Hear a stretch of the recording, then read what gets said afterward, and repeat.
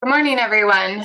Welcome to docket number 250501, PURA's annual review of the affordability programs and offerings. We are here for our second technical meeting in this docket. We have an agenda in front of us today. I want to welcome everyone and thank you in advance for your active participation. A few housekeeping matters before we begin.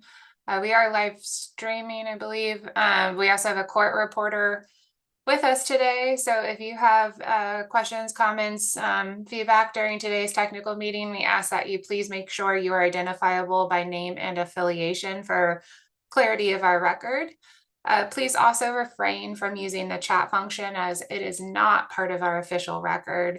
So if you do have something to contribute to today, and we hope you do, we ask that you locate the raise hand function, which is under the React tab at the bottom of your screen. If you have difficulty locating that, you can turn your camera on and come off mute, and I can also find you that way. So in terms of an agenda today, we are first going to receive a presentation from Eversource and Avangrid regarding a number of items. Then there are questions from authority staff regarding that presentation. Following that, we have reserved a couple of hours as needed for stakeholder discussion and public comment. If you refer to the agenda, we listed 5 specific topics or 4 specific topics and a 5th other. Those are the topics that we're specifically seeking feedback on today. There will be additional opportunities for comment and engagement in this proceeding, but we are specifically soliciting feedback on those topics today, and we will revisit those when we get to that portion of the agenda. So without further ado, we're going to start pulling up the slides for the joint presentation. And we'd like to invite to the virtual stage the presenters from the Eversource and Avangrid teams to go through their joint presentation, please.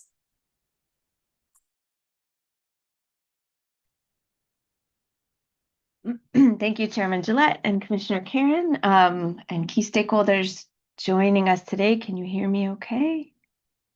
Yes, ma'am. Okay, great, thank you.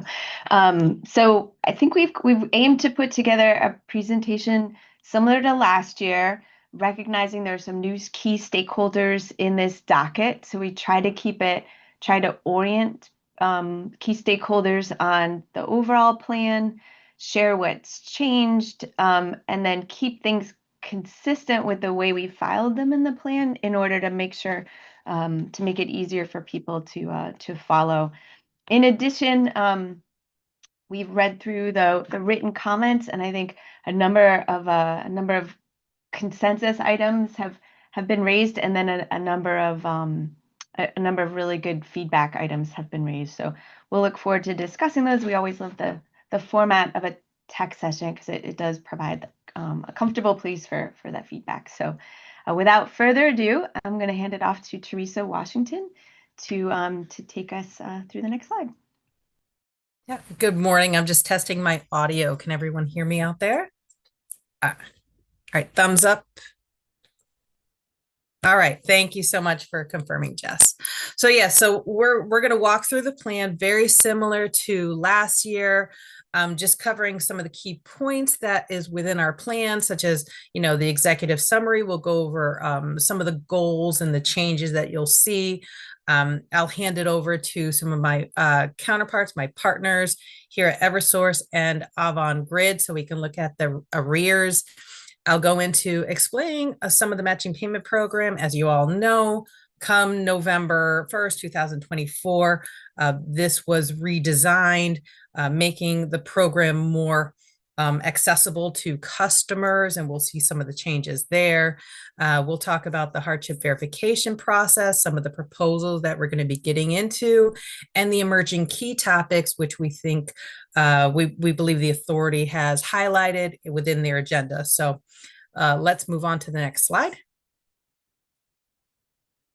All right, again, won't go into all the details here, but we're just showing those or orienting those that maybe not have been fully involved or looked through the arrears management plan and haven't seen it from last year to this year. But here, we have joint attachments that are jointly filed between Avangrid and Eversource. And then you'll see as you go through the plan and take some time for that there's attachments just specific to each of the utility companies. And then we've, of course, in June, there was some revisions to a couple of 3 attachments, and we'll highlight what those are specific to like the matching payment program, financial hardship verification, and of course, proposals that improve affordability. Next slide.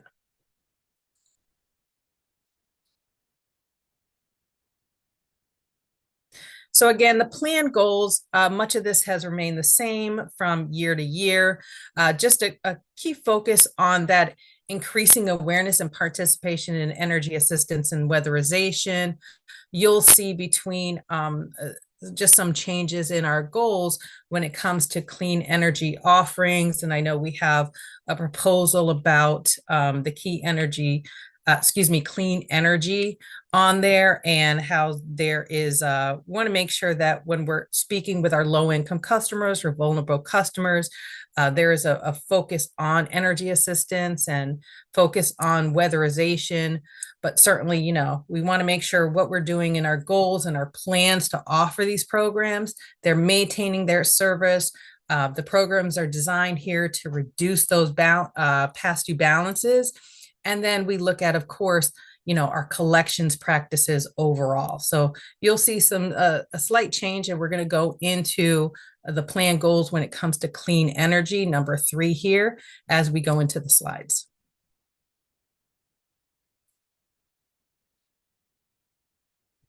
Next slide. All right, Jess. Great. Thanks. So key changes each year. This has been kind of a fun section to put together. That's what's happened in the last year. So the biggest one, items 1 and 2, is a few years ago, the statutory matching payment program rules were redesigned with new legislation, and they are great. They opened up, they expanded enrollment, removed barriers to enrollment in the matching payment program. And for those, again, new to this proceeding, this is an arrears forgiveness program, and Teresa will go through a little bit more in a few slides as well. But with customers who have a past due balance and a verified financial hardship, with their payments are matched so that they're given forgiveness off their arrears for each of their payments. New is removal of the barrier that required them to have their primary heating source be electric or gas, so they no longer has to be the primary heating source. And also the barrier was removed that required them to receive the Connecticut Energy Assistance funding or LIHEAP, on that federal level. So old MPP is now a past chapter, and new MPP was implemented the first business day of November. And so it is now still referred to as MPP, but last year's plan referred to it as new MPP. So with implementation of new MPP, each of we at Eversource and Avangrid each had our own voluntary, arrears forgiveness programs, and those were sunset in favor of having one easy to understand, simple matching payment program, arrears forgiveness program for low-income customers. So 1 and 2 were concurrent. The other change around November as well was that the payment plan parameters, and by payment plan here, we don't mean the matching payment program. We mean traditional payment plans that didn't have arrears forgiveness, that the requirement for a down payment increased from 5% to 10% in November of last year. It had been lowered during COVID, and coming out of COVID, that was adjusted in order to help improve collections, which decreases the cost for all customers by collecting more from those who can pay. The other addition, which Megan and our partners at Avangrid will speak to, is the launch of the new Energy Affordability Customer Communications Working Group, led by the utilities and key stakeholders. It was in this session last July where, Chairman Gillette, you had suggested that something needed to happen that was different, and this has been really working well and very productive. And I think all stakeholders are very happy with those collaborations going on. So that's excellent. And Megan will speak more to that in a bit. I'm not going to go through each of the other items here, but we did complete with both Eversource and Avangrid performed auto enrollment of all eligible customers into the matching payment program in about the Q1 time period. So that's, with the introduction of new MPP in November, we said, could we have a little bit just to make sure if there's any issues with the implementation that we don't immediately enroll customers into it. And so that worked out very well. So just again, as background, that would be all customers with a verified financial hardship who had an eligible past due balance. They were auto enrolled into MPP. And then negative news in February was the federal government laid off tens of thousands of LIHEAP staff federally. So that is and continues to be bad. And the future of SEEP is uncertain. However, I think there's some good news. Some of our stakeholders were sharing, and Teresa, that it sounds like there's a sentiment that there will be SEEP for this upcoming year, and it might be more, but still with the federal government uncertainty, that remains uncertain. But new news, I think, in there from yesterday's LIHEAP board meeting was that they're planning on being able to receive it. I'm sure there'll be challenges given the huge federal layoff of staff, but we'll see. And then Avangrid changed the medical claim process. That's minor. Eversource, we implemented our 5-tier low-income discount rate. So that was implemented in June. And again, as context for those who are newer to the process, we had a 2-tier discount that was 10% and 50% up until June, and where we transitioned into a 5-tier discount rate that goes from 10% up, from 5% up to 50%. And then so that is fully implemented, and Avangrid is building that and implements in the period ahead. And then coming soon in November of this year of 2025, we at Eversource will be making the changes to the MPP monthly required payment amount so that that monthly amount is reduced by a portion of SEEP. So anybody who receives SEEP will get that additional boost by lowering that payment amount. So those are the key changes in the last year and coming soon. Hopefully that's a helpful background. And this is exactly the way we had it in our plan. We just added, we clarified what was Eversource in the brackets in a few places where we realized we hadn't in the actual plan. So thank you for that. I think on the next slide, I'm going to hand it off to, if we can flip, to Ernesto, who's also with Eversource, and he'll be sharing our arrears insight. Hi, good morning, everyone. My name is Ernesto. I'm the manager of the credit planning and analysis team. And this LIDR 5-tier implementation, which occurred in June, was definitely a big challenge in accomplishing, but we managed to get it all done in one weekend. We sent out communications to all the customers who would be affected, either increasing their discount or decreasing their discount. But approximately 190,000 customers were successfully transitioned to the new 5-tier structure. 68% of the customers who were already on the highest discount from the old 2-tier system maintained their 50% discount.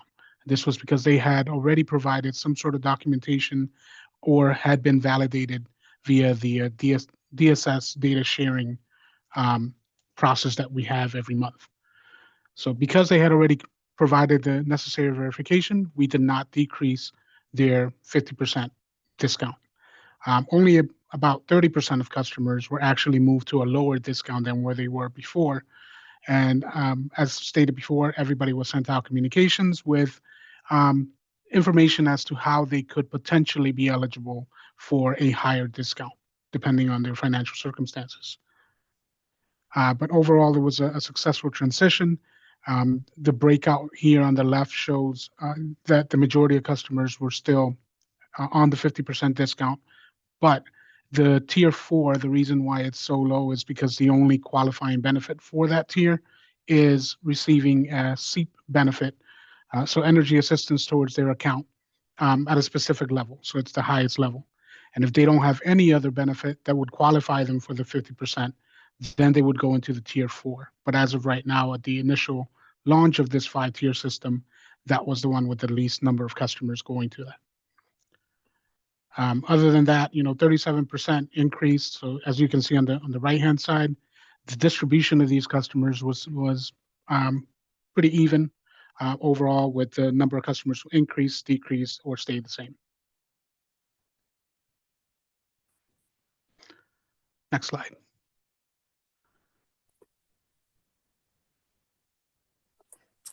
All right, thank you, Ernesto. And good morning, everyone. My name is Megan Bernardini. I'm the Director of Customer Communications at Eversource. And as Jess mentioned a little bit earlier, I am going to spend just a few minutes talking about the Energy Affordability Customer Communications Working Group that we've been co-hosting with our Avangrid partners and key stakeholders throughout this year. And as just mentioned, it was exactly at this time last year in this tech session that the idea for this working group was first discussed. And for that, we want to thank Chair Gillette for raising the discussion and for recognizing that our prior process was not working and identifying this opportunity for improvement. I think that speaking on behalf of the companies, I think we've certainly come a long way since the same time last year. And, again, speaking on behalf of the companies and considering the positive feedback that we've received from our key stakeholders thus far in the process, I do think this has been an incredibly valuable process, which has improved our efficiency overall at, being able to bring updates to our customer communications and make improvements quicker. It's also opened the door for a productive and collaborative discussion amongst the utilities and our key stakeholder groups, and provided us as communicators with real-time feedback that we're able to implement much faster. And it also provides us with the opportunity to provide our stakeholders with some context and the why behind both our decision-making and our internal processes, which are very often tied directly to our voice of the customer feedback, which is something that we review in each and every meeting that we have. So I do think it's overall made the review process easier and less burdensome for everyone involved, and brought a deeper understanding to our processes. But above all, and most important, it creates a better result for our customers, which I know is our shared goal. So we're coming up on our 4th meeting of the working group next month. And since we began in January, we've covered some really important topics. As I mentioned, our voice of the customer processes, as well as our LIDR customer communications plans and key messages, and our communications and outreach plans for both companies supporting the arrearage forgiveness program, among several other things. And before I pass it over to Sarah Warren from Avangrid, who is my co-lead for the working group, and she's going to quickly walk us through just a few examples of how we've applied feedback from the working group to our customer communications. I just wanted to take an opportunity to say thank you again to our stakeholders that regularly participate with us in the working group. We genuinely appreciate your collaboration and the feedback and many of the great suggestions that you've brought to the table. And we look forward to continuing to work with you in the months ahead. So Sarah, I'll turn it over to you. Awesome. Thank you, Megan. And I will just echo Megan's comments that We have found these meetings to be incredibly collaborative, and are really grateful to everyone for making the time to attend them, as well as really being willing to be collaborative, give feedback, and work with us. So as Megan mentioned, we have had a lot of really great actions come out of these collaborative meetings, and we wanted to share a few just to highlight the successes we've had working together. So some of the tangible actions include adding an explanation of what kilowatt hour measurement is in the discount rate welcome letters to explain usage cap. So think about it in terms of saying like a gallon of milk, just in terms of someone who isn't in the utility industry every day, to help them better understand. We also have added an example of how MPP works in key messages. So this is really just showing an example of an actual dollar amount and how that would decrease a bill due to MPP. We also have, out of the meeting, added a bill insert to Heating Assistance Awareness Month materials to really increase awareness of support programs for customers. We've made updates to key messages across really all of the programs that we've covered in this working group. So that includes LIDR, MPP, and other programs. As Megan mentioned, we're constantly talking about our voice of the customer program in the meetings and having discussions about how we're communicating. So, there's not a meeting that we haven't come out of with some feedback on and some updates to our key messages. And then finally, we've added a FAQ to the updated LIDR page to help our customers better understand the program changes. That came directly from feedback from stakeholders as well as feedback from our customers, that there needed to be an additional resource for customers to understand the program.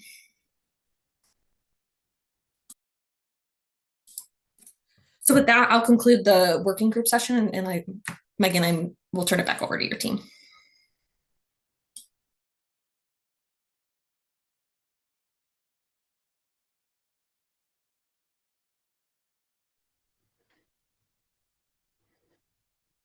Ernesto, over to you. Actually, as we're handing it over, I think what we're trying to do, there are two ends of the continuum on affordability. One is for customers being able to afford their individual bill, related to customers with a verified financial hardship. And the other side of the spectrum is managing the total average cost of all residential and other customers' bills by managing costs. So we try to always balance and reflect both, like we did in the design of the discount rate. But for this docket, the key topic is how arrears are being managed. And so last year, I know this was well-received insight from Pura as far as how are we doing overall, and are we getting worse, better, or kind of staying the same? So Ernesto will walk us through how we're doing for Eversource and then Avangrid. Thank you, Jess. Next slide, please. Slide. So these slides here illustrate how the past due balances for customers have increased over the last few years, primarily driven by the COVID-19 pandemic that we experienced. But overall, you can see on the left-hand side, we have the financial hardship, and this is for electric customers only. We have another slide for gas customers. But for the electric side, financial hardship and medical customers experienced approximately a 20% increase every year since the beginning of the pandemic through its highest peak, which was in May 2024, $277 million. And these are arrears that have remained unpaid for more than 60 days for electric customers with a financial hardship designation or medical. Now, once the COVID-19 moratorium was lifted in May 2024, now we can see a gradual decrease month over month of those arrears that were unpaid. And this is because we were able to resume our collection activities, which includes sending out notices, issuing disconnect notices, and which eventually prompt customers to either make payments, set up payment arrangements, or enroll on one of our hardship programs. But the decrease has been noticeable over the last few months, or over the last year, I should say, since that peak at 277. Right now, we are still a lot higher than where we were at the beginning or prior to COVID, but we're 15% lower than its peak. So I think it's trending in the right direction. You can see a slight increase in the recent months for both hardship and non-hardship customers here, and that could be attributed also to the winter timeframe. The bills are usually higher during the winter, and we had a colder than normal winter over the last this last winter. So the bills were definitely higher, which increases the arrears that are carried forward. On the non-hardship side, similar experience over the first 2 years of the pandemic. Customers saw an increase consistently under arrears month over month. At its peak, it was $111 million in 2021. Now, the COVID moratorium for collection activities was lifted a little bit earlier for non-hardship customers, and I think that's the reason why we can see that it continued to decrease to approximately half of where we were at its peak.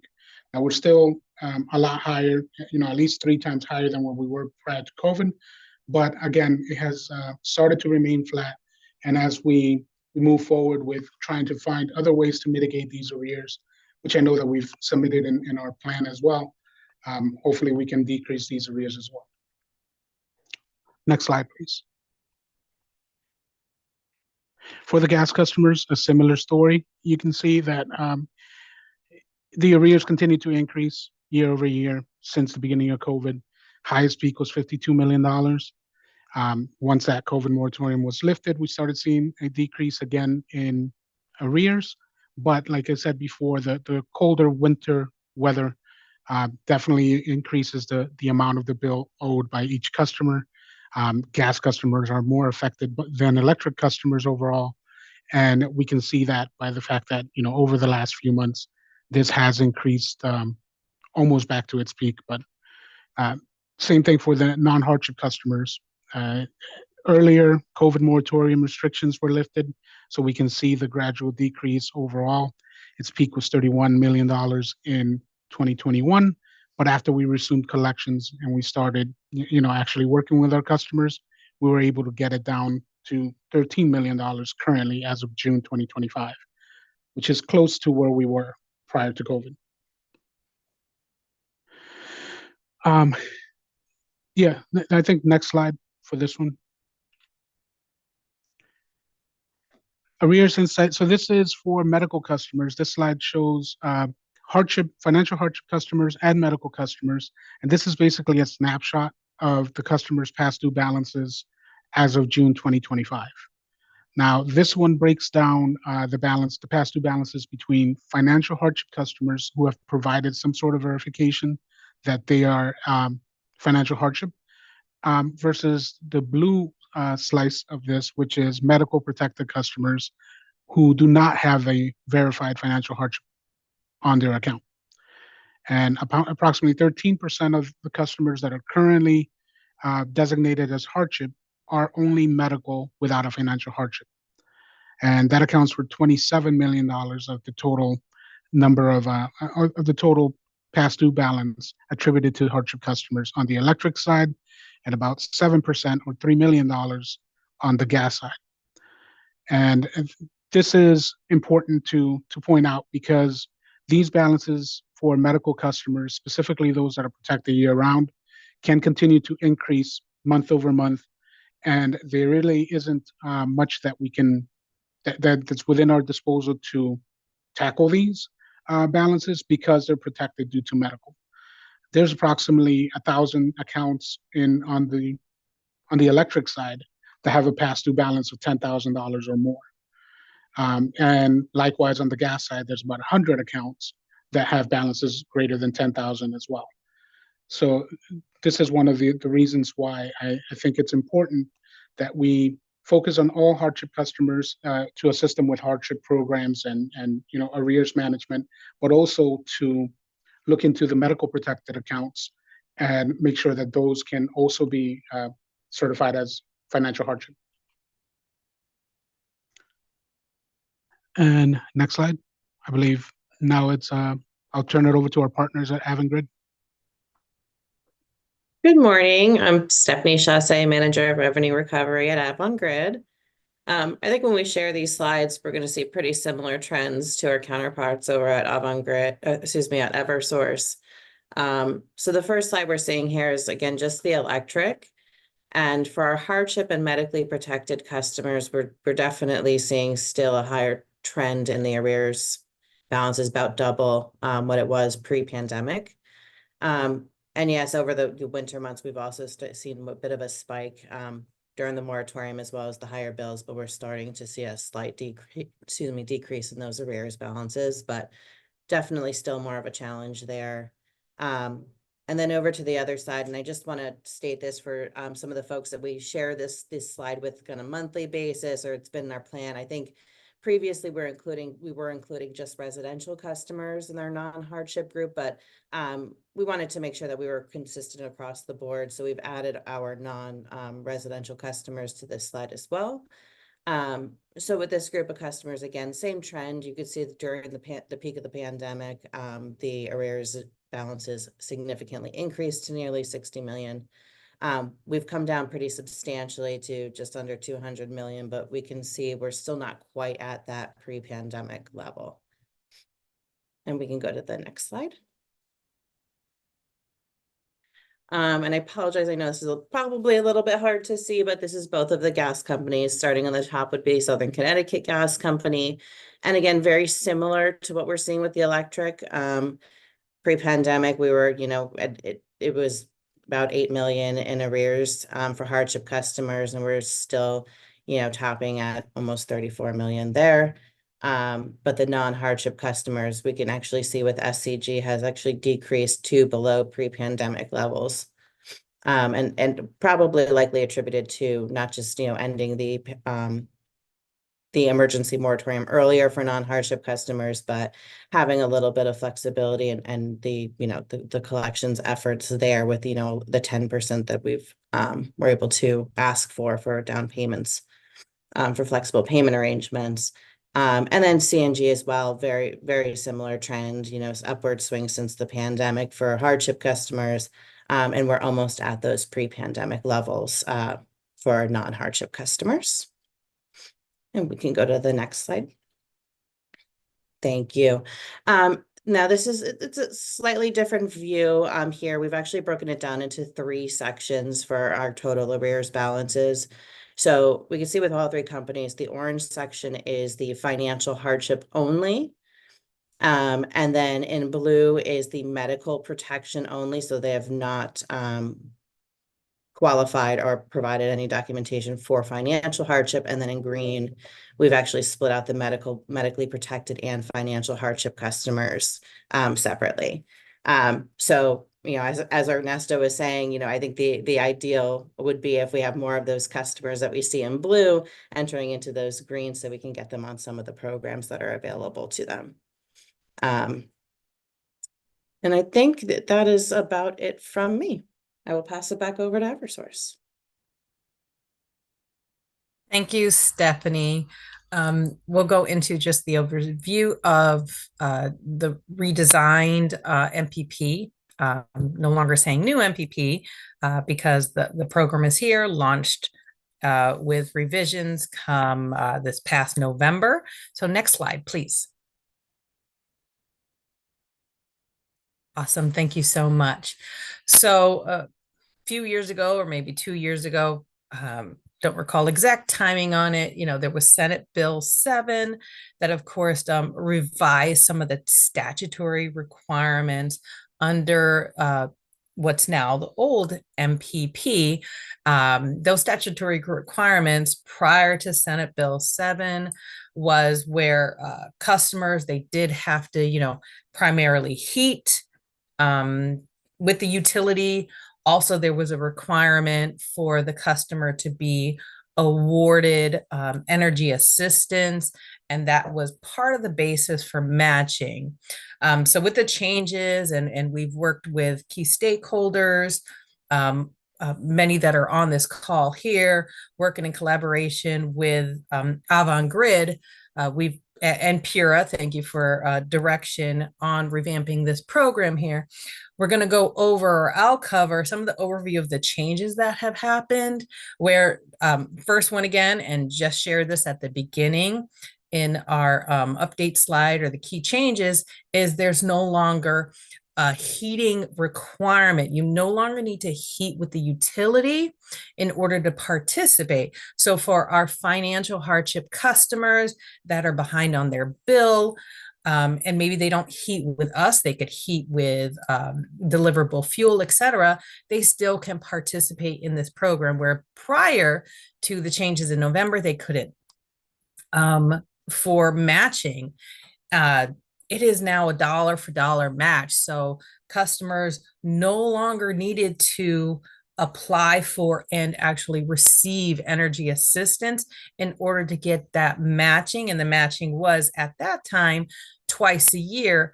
Now they're getting a dollar for dollar payment at the time that payment is made. And we certainly appreciate stakeholders. I think that NAG was a participant and provided some comments to talk about $100 incentives for rewarding customers.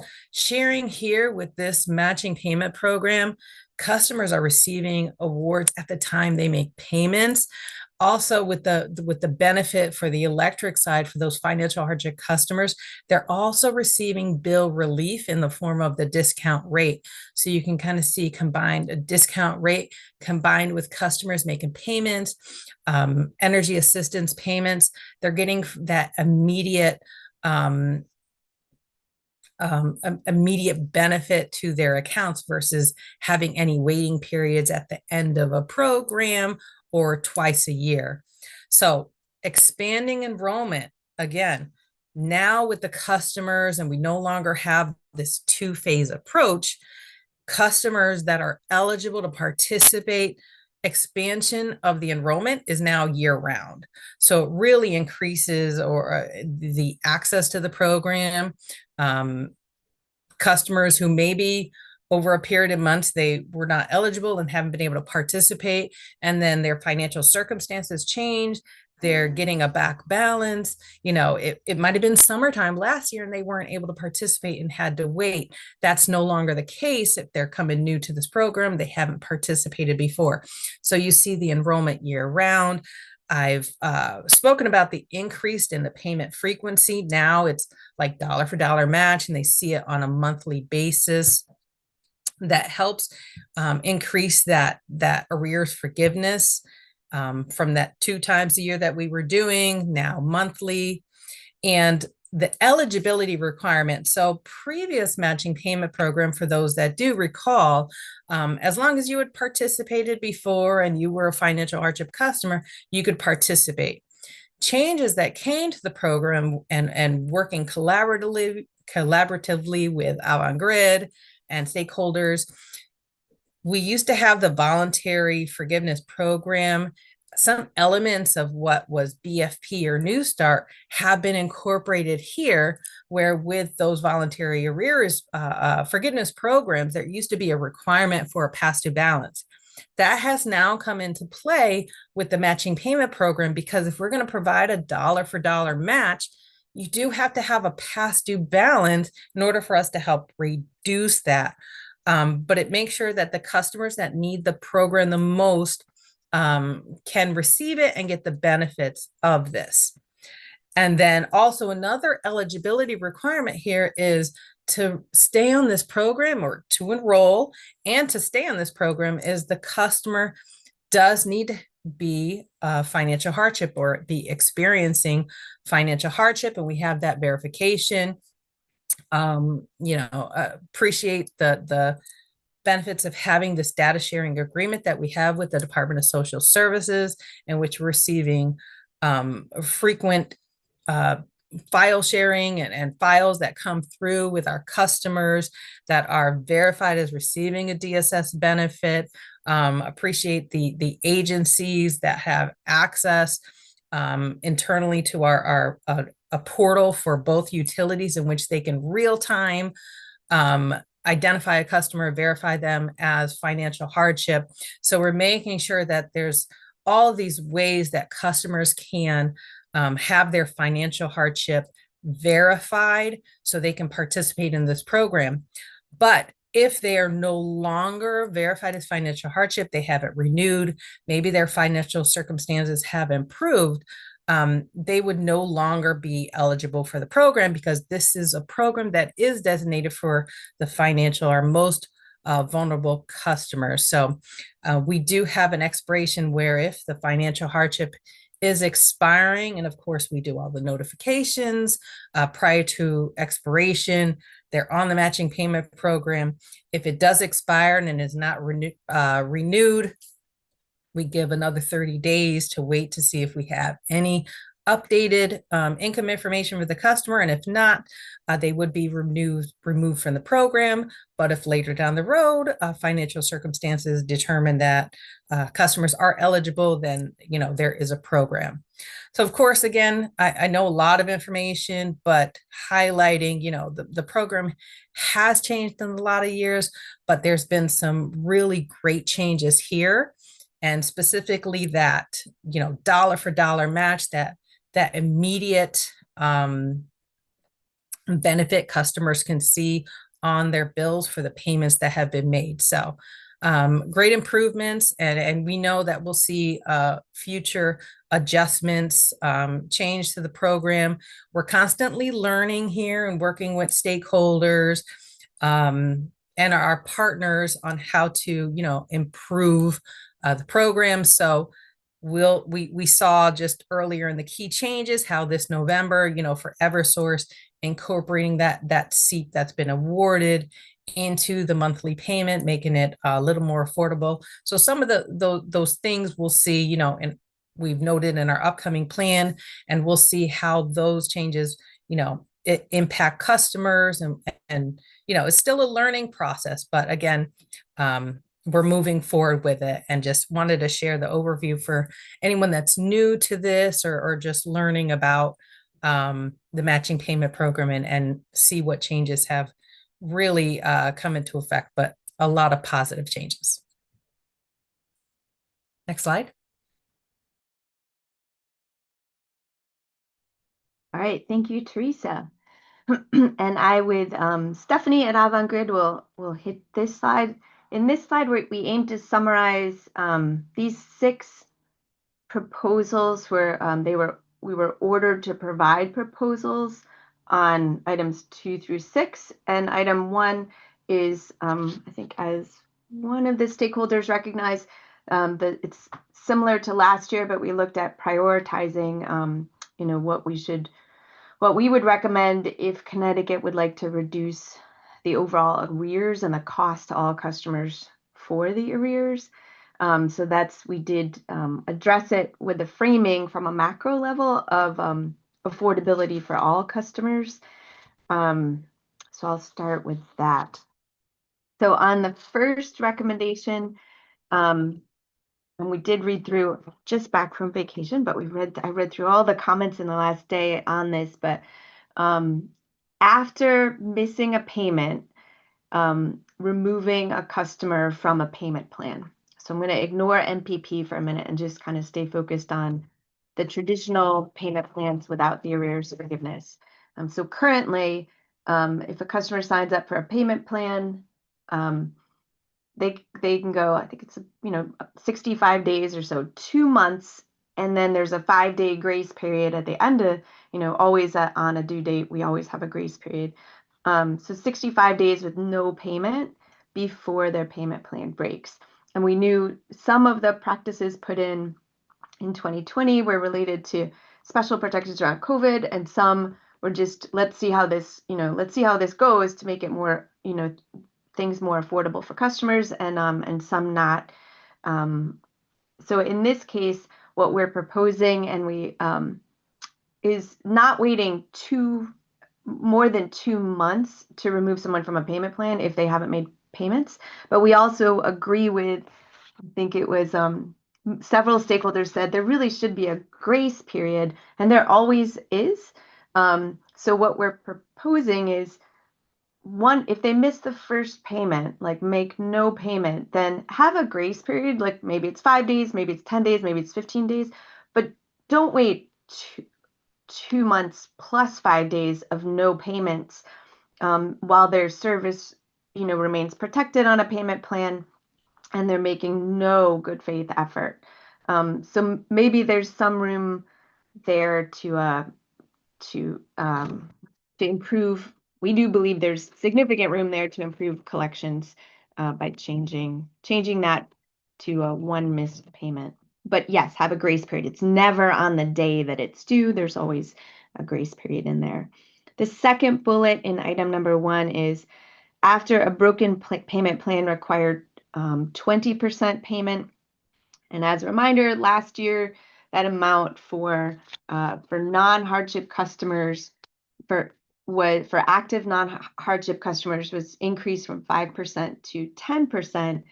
We were recommending requiring 20%. It looks like no stakeholder seems to support the 20%, but I would share in this space what we are seeing, and I think Center for Children's Advocacy identifies on page 3 of their comments that there's some issues, and so does EOE and OCC, that there's an unintended thing happening where customers, and again for new stakeholders, customers who have financial hardship, they're always best on the matching payment program. They'll have the lowest monthly required payment amount.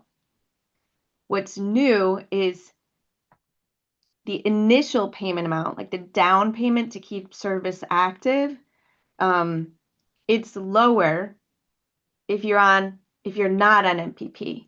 So customers are saying if you're a financial hardship customer, the requirement is to pay 5% of their arrears or $25, whichever is lower. So what we're seeing is an unintended consequence or unintended impact of customers wanting to go a different route to keep service on reasonably by paying that $25 and signing up for a payment plan and then switching over to MPP. And so there's something in that needs to be fixed so that the incentive isn't created to go not be on MPP right away. And so that maybe that results in, I think, OCC's comments captured like on page 3, the overlap between the two programs seems to be a difficulty, and whether they're re-enrolling on MPP, which is 2 missed payments or more, depending on how many times they failed, versus the $25 or 5% on a flexible payment plan. This seems to be working against the established MPP and low-income discount rate systems and leads customers away from MPP, which is the program that offers them the greatest benefit. So we agree there's something in there, and so this item, bullet number 2 in item 1, is trying to get it so that customers with a financial hardship are consistently guided to MPP. Was that a hand? No. Okay.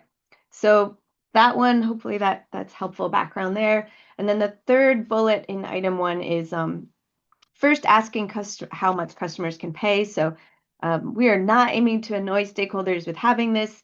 We know a lot has changed since pre-COVID, but we do feel like it's our obligation to make sure we are sharing the practices, the best practices and collections that do make a difference. And so at least for maybe it's at least for non-residential customers, but by not asking customers how much they can pay, you're always going to get the lowest amount each month. Yet it felt like from comments that Connecticut might not be ready for that either. Again, these 3 items we're really looking at. Flipping back to, if you don't mind, just flipping back to slide 10 for a second. Is it Laura Lupoli? Oh, perfect. Thank you. It's we're trying to address over on the right, arrears are 3 times higher than they were pre-COVID. That if Connecticut is okay with that, then we should continue the practices we have now. But we're trying to proactively say, guide and say, here's some things you can do to reduce those. Kind of back of the envelope, and I'm using the low income discount rate kind of cost insight. For $100 million of annual cost, that costs the average residential customer like $5 on their bill. So at some point, maybe it's fine at $5, but at some point it's too much, and so that's what we're trying to balance in that. So either way, it's customers versus customers as far as the cost, if that makes sense. All right, so I'll pull us back to that the slide. Thank you. Slide 19. Back to 19 if we could. Okay. MPP auto annual enrollment. So that was one of the proposals as well. We were ordered to provide, and we're appreciative of that. We're proposing each November instead of January or February. That seems consistent. That means as soon as they head into the winter moratorium, everyone eligible who isn't already on MPP, we'd put them on MPP because that's the lowest monthly required payment amount for them. Medical claim reporting. I think there wasn't a lot of feedback on that from comments. I think Gannon or Operation Fuel had some good comments about additional ways we could measure things, and now there's a new docket on that as well. And I will hand off to Stephanie to talk through 4 and 5 for Avangrid. Thank you, Jess. Item number 4, which is ceasing of the below budget plan for Connecticut Natural Gas and Southern Connecticut Gas. So a little bit of background on this. In our last gas rate case, we were approved to offer a 10% low income discount rate to gas heating customers. In that rate case, there were some orders for us to propose a plan to cease the below budget offering to customers to our gas customers. So our proposal was geared towards being sort of consistent with what we've done with the electric, but also trying to be as disruptive as possible to customers participating in the program just before we go into the low income discount rate. So we're expecting to implement the rate around August of 2026. And currently our matching payment program runs annually from November through October. So if we were to cease the below budget as soon as we implemented the low income discount rate, it would happen in August, which is just a couple of months before we really sort of end the plan and start over in November. So what we had proposed to do is to continue customers on their original budget amount that they have for that program year. The rate or the discount would be applied to their actual charges regardless. So they'll still be getting that discount. But customers who are on the below budget, some who would maybe see an increase in their budget amount would not see that in the 25-26 program year. And customers who are on their straight matching payment program without the below budget would not see an additional change as well. We're proposing that that would take effect starting November 26 for the 26-27 program year. And then actually for item number 5, I'm going to pass it over to Sarah Warren to discuss. Awesome. Thank you, Stephanie. So number 5 is the Avangrid Customer Experience Initiative, otherwise known as Order 34. So this was really our proposed customer experience initiative that specifically aims at improving our customers' experiences with our contact centers and also enhancing our non-digital customer experience.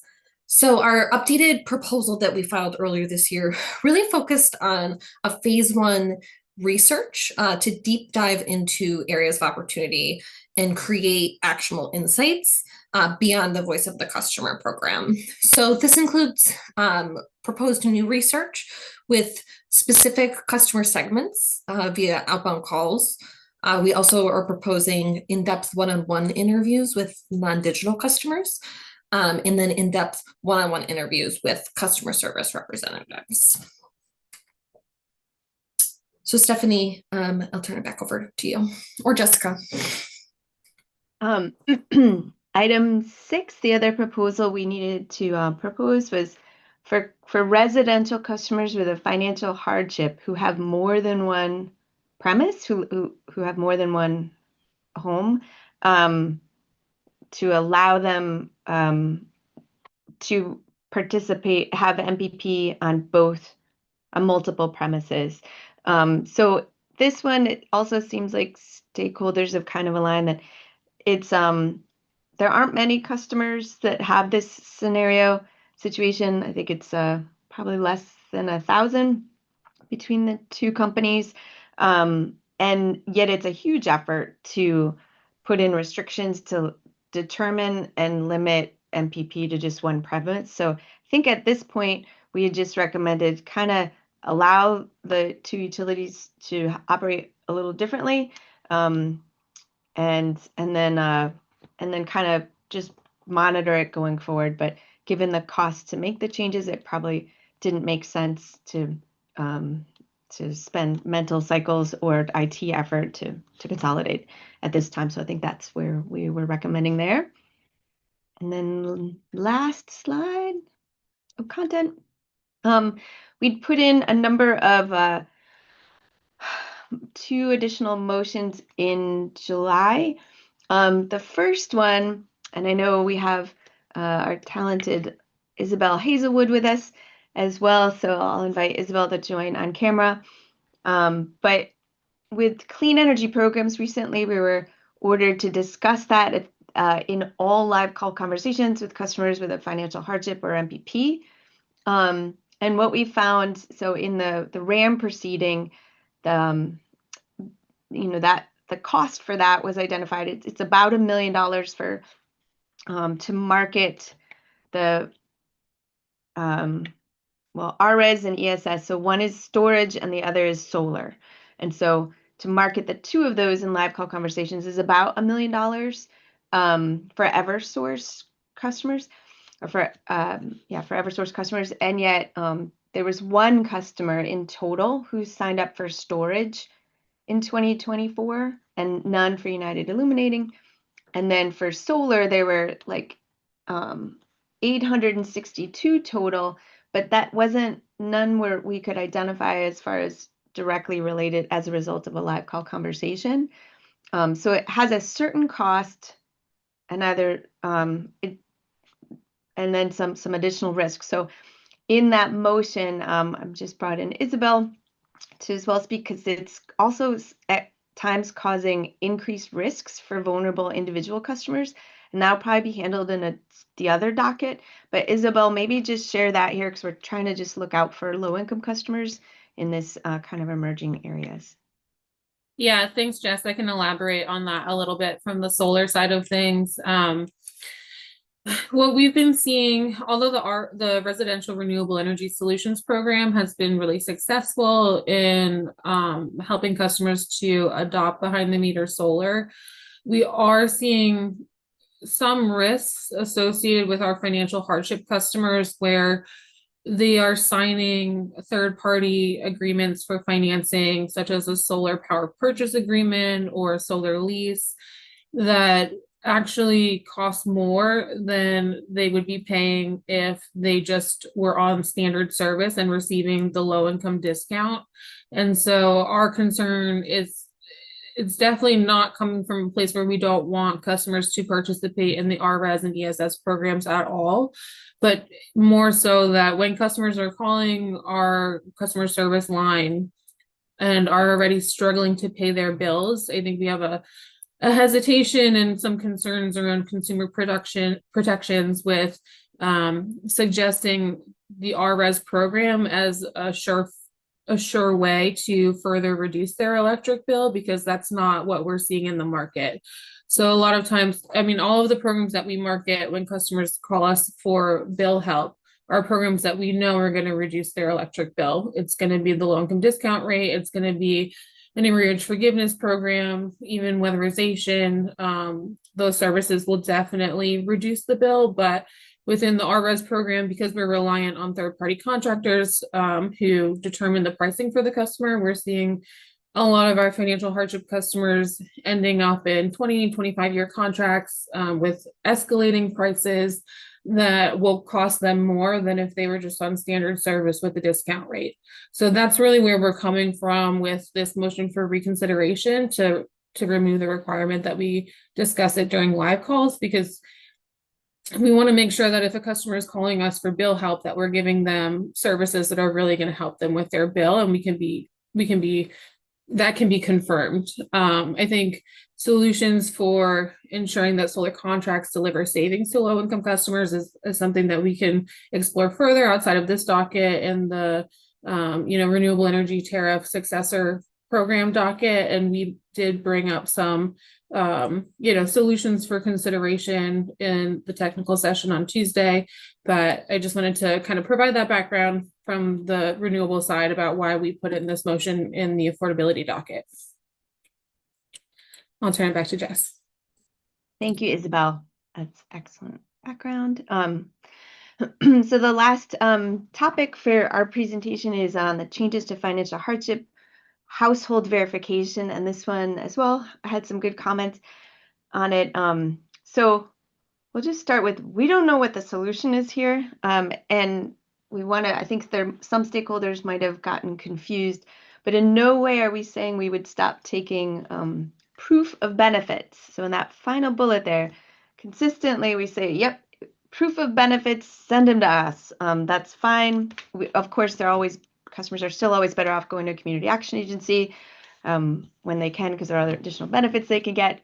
But what we're saying is, if they don't have benefits they're already receiving, and they just have proof of household income, we as the utility have no way to verify ever how many people are in the household and whose children are adults.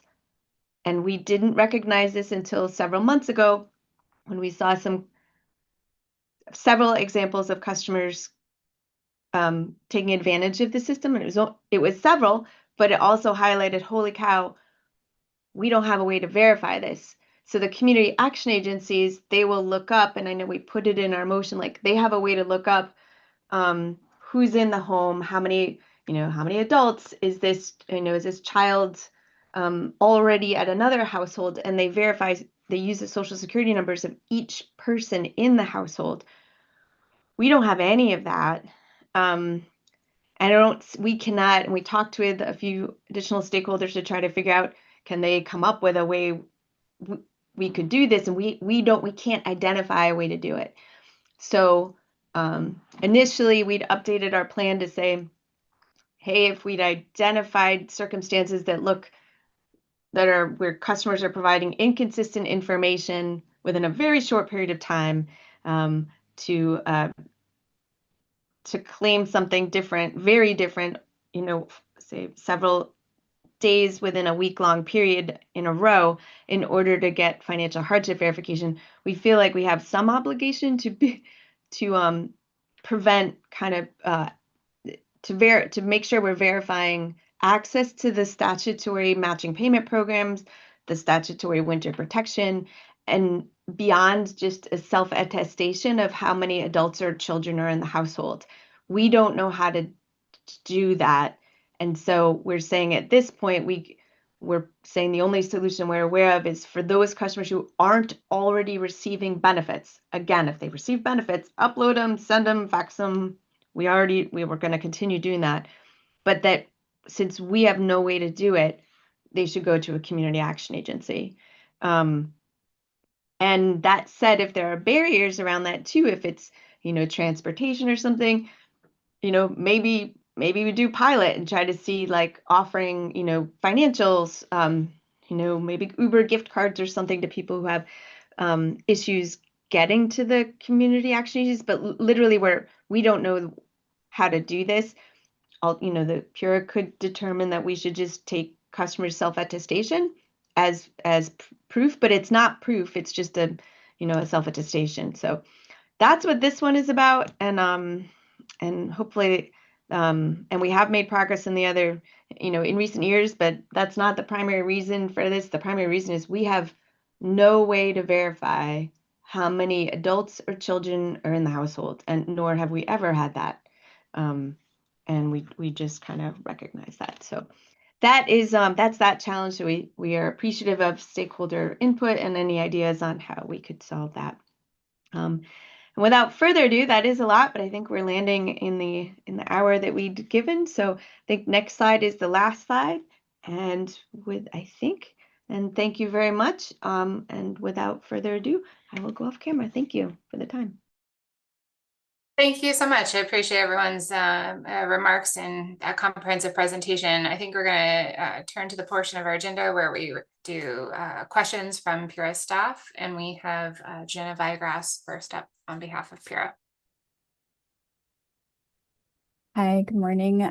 Thank you so much to the companies for your presentation this morning and for providing all of that helpful information. So my first question questions focus on the joint attachment 9, which include the company's proposals to reduce arrearages. And on pages 3 to 4 of that filing, the companies identify a number of Pura directives that have modified various energy affordability offerings and shutoff protections, and according to the companies have increased arrearages. And my question is, do the companies have any evidence showing that these specific energy affordability modifications have increased arrearages, and how do the companies account for other external factors such as the COVID pandemic, end of assistance programs during the COVID pandemic, other economic factors, labor market trends, etc.? Thank you, Ms. Vigrass, for that question. And I don't know if it's helpful just to pull up that slide or that page of the plan for anyone, but page like 3 and 4. I can try if I might have a local version of it if that's helpful. You let me know if Ms. Vigrass, if you want me to try to do that. Is that helpful? Sure. Okay.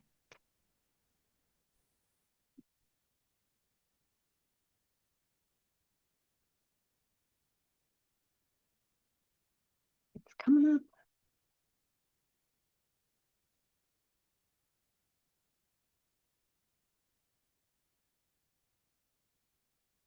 Still coming up, and got it. Okay.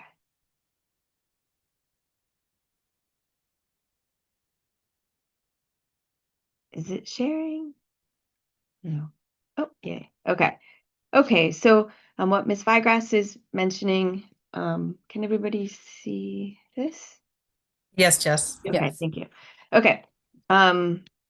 These are similar to what we put in last year. We're just keeping keeping record of the history, so we remember like which levers we had previously.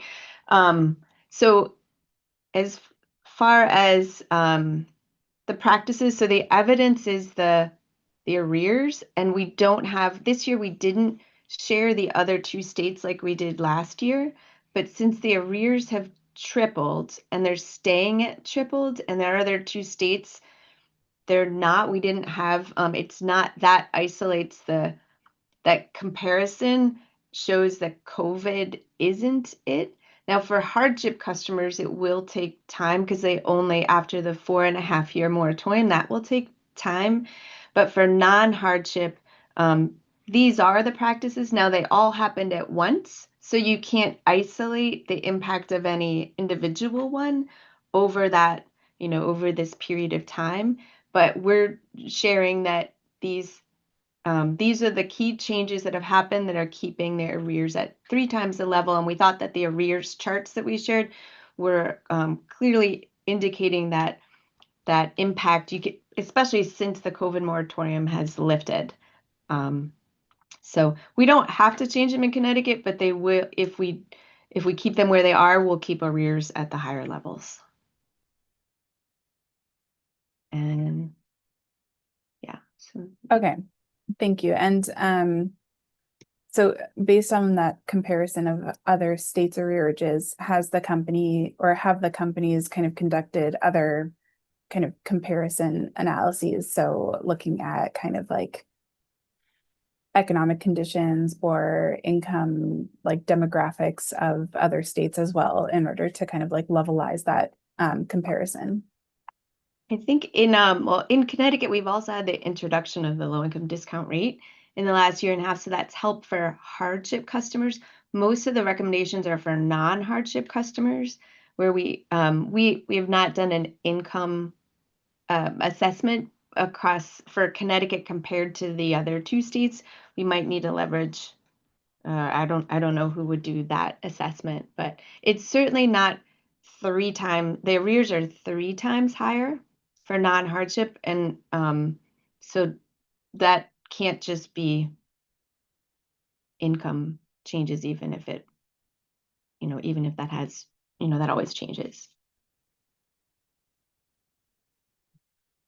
Great. Stephanie, I don't that. know if you have comments you wanted to add too. No, I mean, I think you touched on all of it. We hadn't done that sort of income assessment either, and agreed. I'm not really too sure. We would have to probably see who could do something like that. But we were seeing the same trends here. Our arrears are higher than our other affiliates, and we were just more so comparing it to the changes that were made here in Connecticut, where we can attribute sort of the arrear just not coming quite down to that pre-pandemic level. So we hadn't really branched out beyond that comparison. Thank you. And I know that looking at the UI data, the total arrearages between 2024 and 2025 have not decreased. But focusing on the Eversource companies, it does look like for non-hardship customers, it has decreased between February 2024 and February 2025. And so given that there is this kind of annual decrease, yes, they are still higher than pre-COVID levels, but I'm just wondering if Eversource can opine on, given that arrearages for non-hardship customers are decreasing, what is the evidence to propose additional kind of modifications in these policies? Yes, and actually I'll invite Ernesto to join me on camera. And maybe that slide, if I could, pulling back up that PowerPoint slide with the arrears for electric. I think it might be slide 5 or 6. But we know it was a beneficial change to increase the required down payment from 5% to 10%, which is made in like Ernesto, was that November or December 2024? Yeah, I believe it was November 2024. Okay, and so I got the wrong slide here. If we go back down a few to the arrears one. I think slide 10. Thank you. Yeah. Slide 10. Perfect. One before it on the electric is usually okay. So Ms. Vigrass, you're talking about like we had a great trend start to go down after on the right hand side. You could start. It was steadily going down a little bit, and it seems to be flattening out at about 3x. Are you referring to the right hand chart? I apologize. I was actually referring to the company's response to interrogatory CAE 6, which only refers to February 2024 and February 2025. So those might be slightly different numbers than are reflected here. But at least in that filing, February 2024 was about 68 million of arrears for non-hardship residential and commercial customers, and then February 2025 was about 54 million for non-hardship residential and commercial customers. So that chart on the right here, those data points would be within the chart on the right for electric customers, but improving, and Ernesto, I know we had some data on like the median payment amount before versus after having that 5% versus 5% down, moving that up to 10%, that made a big difference in how much customers were paying. Yes, we did look into that. I don't have that readily available, but I could Okay. find it.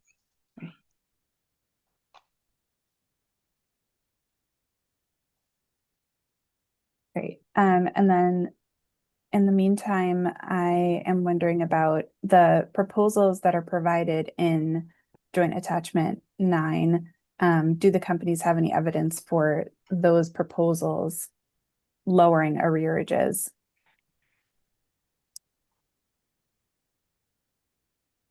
The evidence would be that $21 million over on the left-hand side when we had the practices in place. So we know each one improves collections.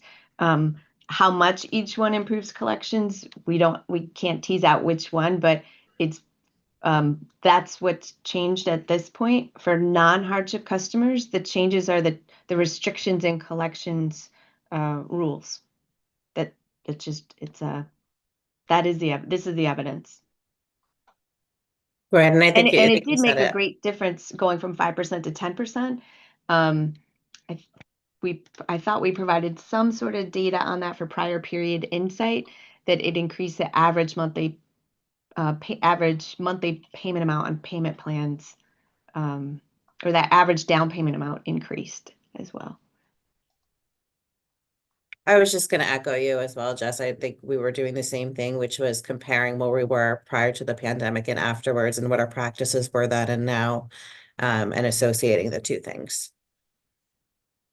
Miss Kane, I apologize for interjecting here. Do you know, so these graphs are really helpful. Do you know if you could reproduce them, or apologies if you already have provided this to us, but for like the 5 years before 2020, and like whether we could get these graphs in Excel format so we could manipulate them?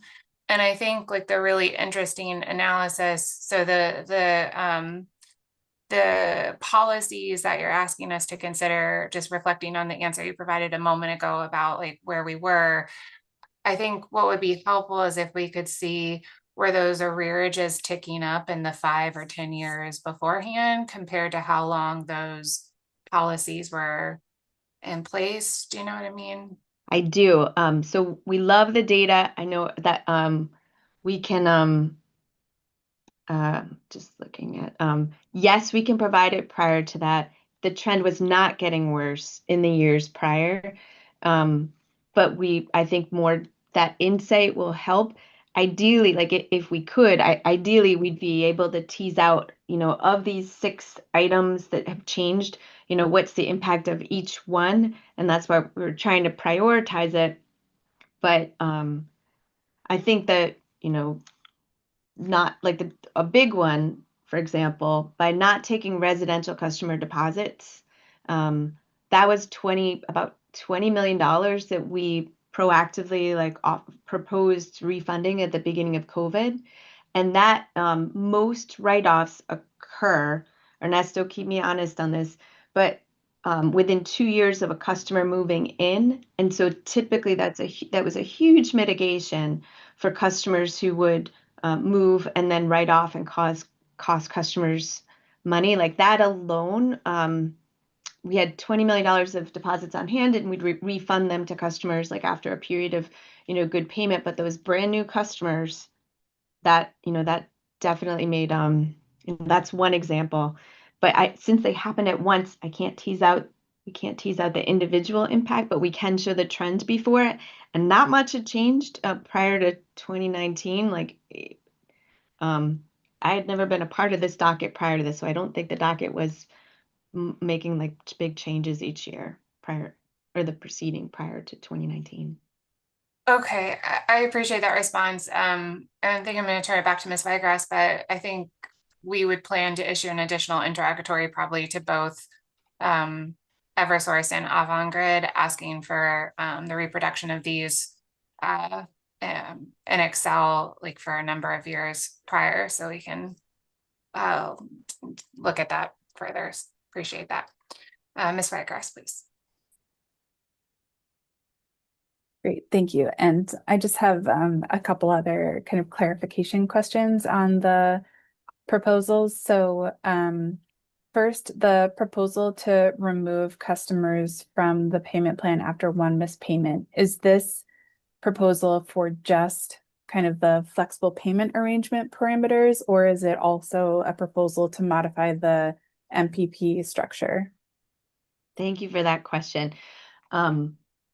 I think, and we've having read through stakeholder written comments as well, I think at this point, kind of leave MPP alone because it's so new, and leave that at the two months of no payments for right now. But the focus was primarily for non-hardship residential customers and businesses to, if they miss one payment, don't let it go 65 days with no payment, and then their service is protected. So the focus would be for non-MPP, flex, just old school payment plans. That seems like the best finding the line recommendation at this point.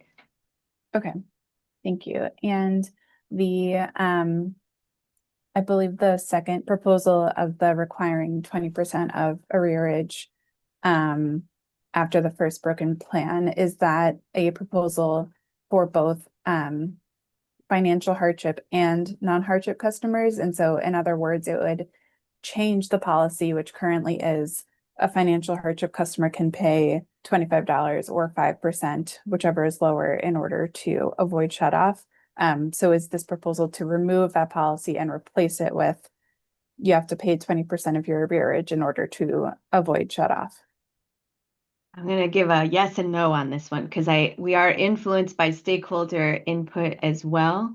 So in the how it works payment plan parameters document, we have that table that shows that the minimum down payment for financial hardship customers is currently 5% of the arrearage or $25, whichever is lower.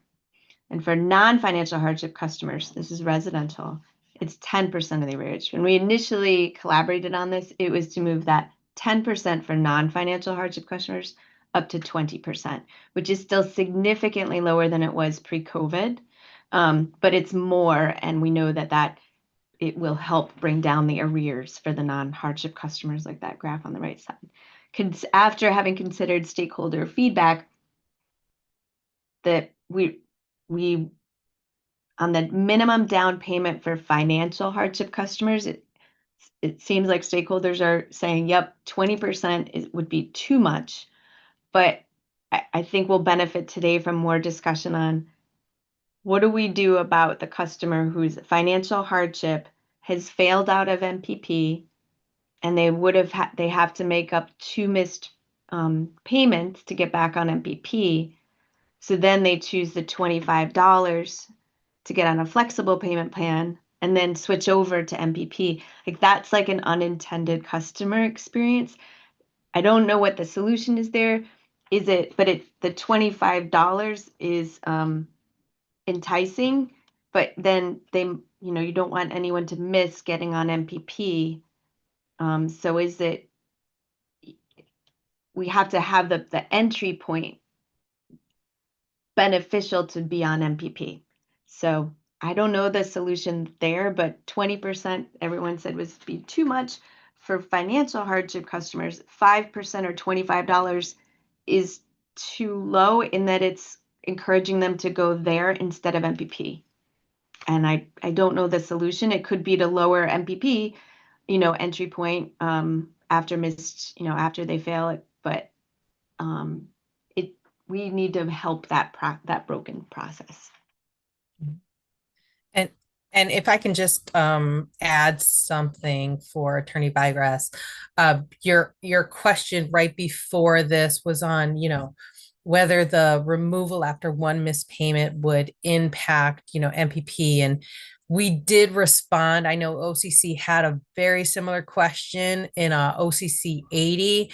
And we just, wanted to make sure that it was on record with all stakeholders and the authority, certainly that making that change is for just our non-MPP, that payment arrangement. And we did provide a estimated cost, IT estimate and timeline for that. So just, if you want to, take a look at that, certainly the cost, there's a range for doing that, but we'd certainly be amenable. Thank you. And I apologize. That was introductory OCC 80. Yes. Okay. Thank you. You're welcome.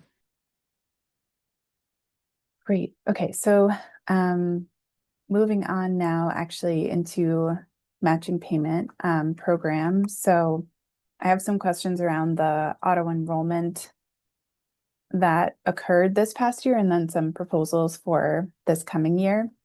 So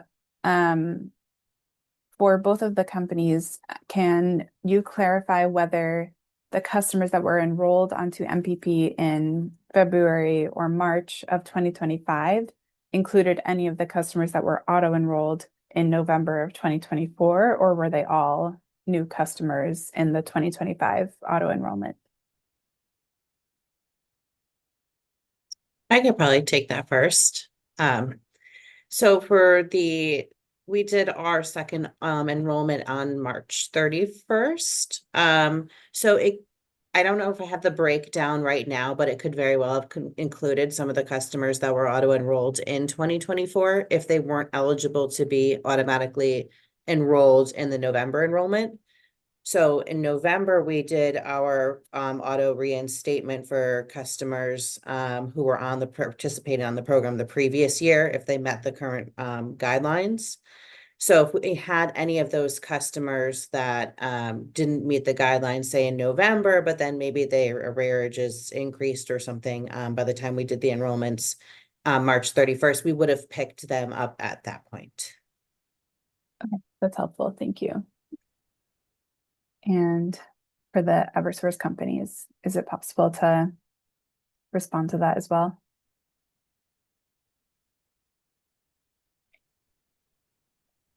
So I know we had a similar interrogatory on this as well. I'm just trying to find that right now to see how many of those were in there. Give me one moment. And Ms. Vigrass, I think to your question, some of the customers, for those who we enrolled, who are on an old MPP, who we moved on to new MPP in November, if they had failed out of MPP since, we auto-enrolled everyone eligible. So if they failed, we re-enrolled them. Is that right, Ernesto? I think there's in an 2025. What's that? Sorry, so you Yes. re-enrolled customers in 2025, even if they failed MPP in, I don't know, January of November. 2025? If they had failed, we didn't enroll them. We did enroll some customers who had completed it. Okay. And I'm going to give you those numbers, but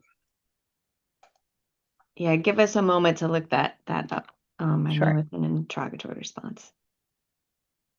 While you look that up, I just want to make sure for Avangrid that I clarify too. So I just, for when we did our enrollment in March 31st, we would have picked up customers who maybe were enrolled the prior program year and had failed out of it. But if it was a customer who would have failed out in the current program year, like defaulted for missed payments or something, they would not have been picked up in the second enrollment that we did in March. They would have been excluded from that enrollment.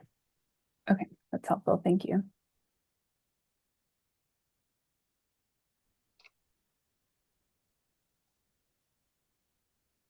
I found it. Okay. It is CAE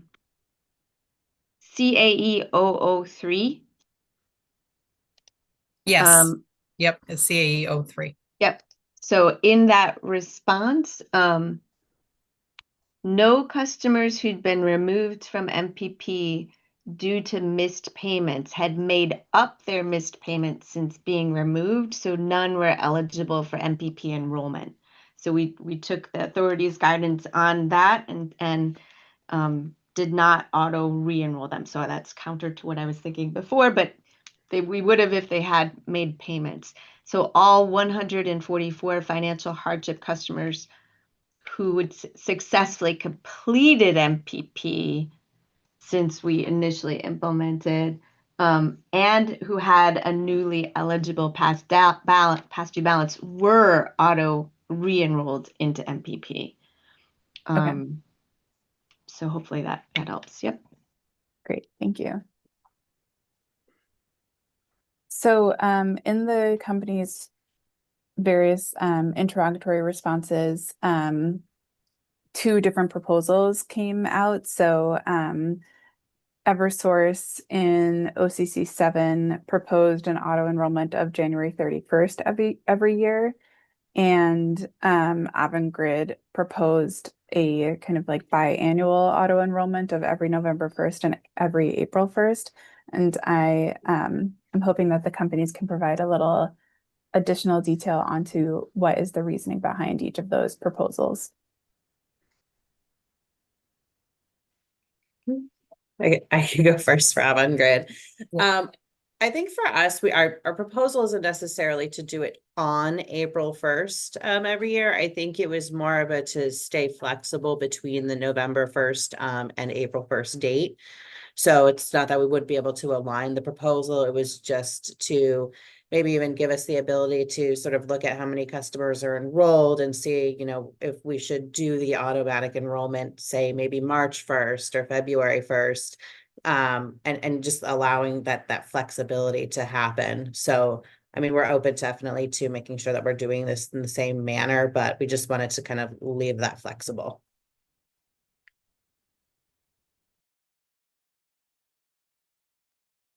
And from Eversource perspective, I think we had put in, I don't know if the plan, I thought in the plan it said November, but I know we were influenced by stakeholders on that as well. What we are not aiming to do is, okay, and Ernesto, could you let us know what interrogatory response it is that you're giving to me? That's OCC 7. Okay, so in OCC 7, what we had stated then in that response was that we're proposing auto enrollment starting by January 31st, but we're not aiming to do, so we're proposing timing in January. It could be November, so we don't have a strong, like November 1 could be as well, but the timing is not intended to be designed to further extend service protection outside the 6-month winter moratorium. So when you auto enroll someone for that 2 months plus a grace period, their service is protected even if they make no payments. So we're trying to do like benefit customers who have taken no action to enroll in MPP, but we're not aiming to like annually extend the winter moratorium by 2.5 months. So that's why we're saying in the winter, in that same response, we captured that we don't know if people's focus in November and December is going to be on their bills and auto enrollment and what comes in because the holidays and people are focused in that area. So we worked backwards from that time period, but November 1 could be fine. Just is that, you know, will customers pay attention and be more able to stick with the pay MPP after we auto enroll them? Would they be able to do that best in November, December, or is it better in like January after the holidays? I think that's the decision, if that helps. And just you know, for those on the call, in the main plan, you'll see in like section 5 for the matching payment program, we just highlight the proposal annual auto enrollment. We do say November, but I think as Justice Sharon, you know, sharing is some of that flexibility, and we want to have this discussion, which is why kind of we're all here and this is open. We appreciate the feedback. We don't certainly want to extend, you know, months of protection. We want to make sure customers get enrolled in the program, but we want to be mindful of what what could happen or how that would impact collections. But yeah, just to orient everyone, it is in the main plan, probably page 13. Thanks. And I just want to add one more thing, Teresa. And I think one of the key differences here between how our Avangrid's program is MPP program is working compared to Eversource is Avangrid is still operating under a fixed program year. So it's annual from November 1st through October, where I think Eversource is a rolling 12 months for the program. So ours is a little bit different because we have sort of two enrollments. So we're proposing we're going to start our program year and enroll everyone eligible November 1st. And then we want to do, a second enrollment after we've done the initial enrollment to kind of pick up any customers who might become eligible again. I just wanted to make sure that that's pointed out. Thank you for that. And so I just want to clarify one statement that was made earlier about extending the moratorium period. So is that kind of implying that if you auto-enrolled a customer, let's say March 1st, that could potentially extend their protection until mid-May, even if they don't pay their two March and April bills? Is that That's kind the of what you're negative, that's referring the to? unintended impact. Exactly, Ms. Figrass. And that's why we at Eversource, we're not proposing that. And I think Stephanie, when we jointly proposed, so item C in the joint plan on page 12, we actually jointly agreed to propose with that November 1 annual was that was the only one that we were jointly proposing at that time. So there might be some additional ideas that have come up in interrogatory responses, but we did land on that same November 1 for the same reasons. Great, thank you. And my last kind of clarification question is when a customer is identified as financial hardship by a community action agency or by DSS data matching, and they have an eligible arrearage, do the companies enroll that customer in MPP, or is it still a requirement that the customer reaches out to the company outside of these kind of auto enrollment events? Yep. So I'll start us off. Great question. And I already know Stephanie's response on this one, but I'm going to let her take it anyway. For Eversource, we'll speak with the Community Action Agency first off, right? Our community action agencies, they have direct access to a secure social agency portal. So when they are working with their clients, our customers, on verifying a customer's financial hardship status, and they see, hey, they have a past due balance. Let me check Eversource's portal where I have access to, and I see they're eligible, and I can directly enroll them in real time onto matching payment program. So they are working with the customers. They're an extension of us in order to do that. When it comes to the DSS file sharing process, DSS is verifying our customer base, identifying those customers, and then they're sharing the information with Eversource. Now, we do have, and we're proposing the auto enrollment process, right, which gets these customers on the program proactively, getting them, that arrears forgiveness. But if it goes through the path of DSS data sharing, and we haven't spoken with the customer, we are not automatically taking that file from DSS and enrolling customers just based on that. But I know there's some proposals that OCC has asked us to estimate. I'll probably find it in probably like 30 seconds, but they were saying, hey, once a customer is eligible, what does it look like to automatically enroll a customer? There's I know we've responded to that, but just to plainly answer your question, we would have to talk to a customer about enrolling outside of auto enrollment periods when it comes to the DSS file sharing. Stephanie? Yes, thank you. And I will say for the most part, we're aligned with Eversource on that, is with the DSS filing. We have the DSS data sharing. We have one difference where some of the community action agencies have a file that's shared with us as well for customers who have been approved for SEEP. With those customers, once we receive that SEEP commitment file, or we'll refer to one of them as a hardship file, we will put those accounts on the matching payment program. And the reason there is a difference with that, and we're sort of not even really referring it too much as an auto enrollment, because in training with the agencies and things, the idea is that the agencies have the conversations with the customers, letting them know what programs are available to them. So they're getting background on the programs before we put them on. So we will take those files and enroll those customers on the program if the agency hadn't already done it through the portal.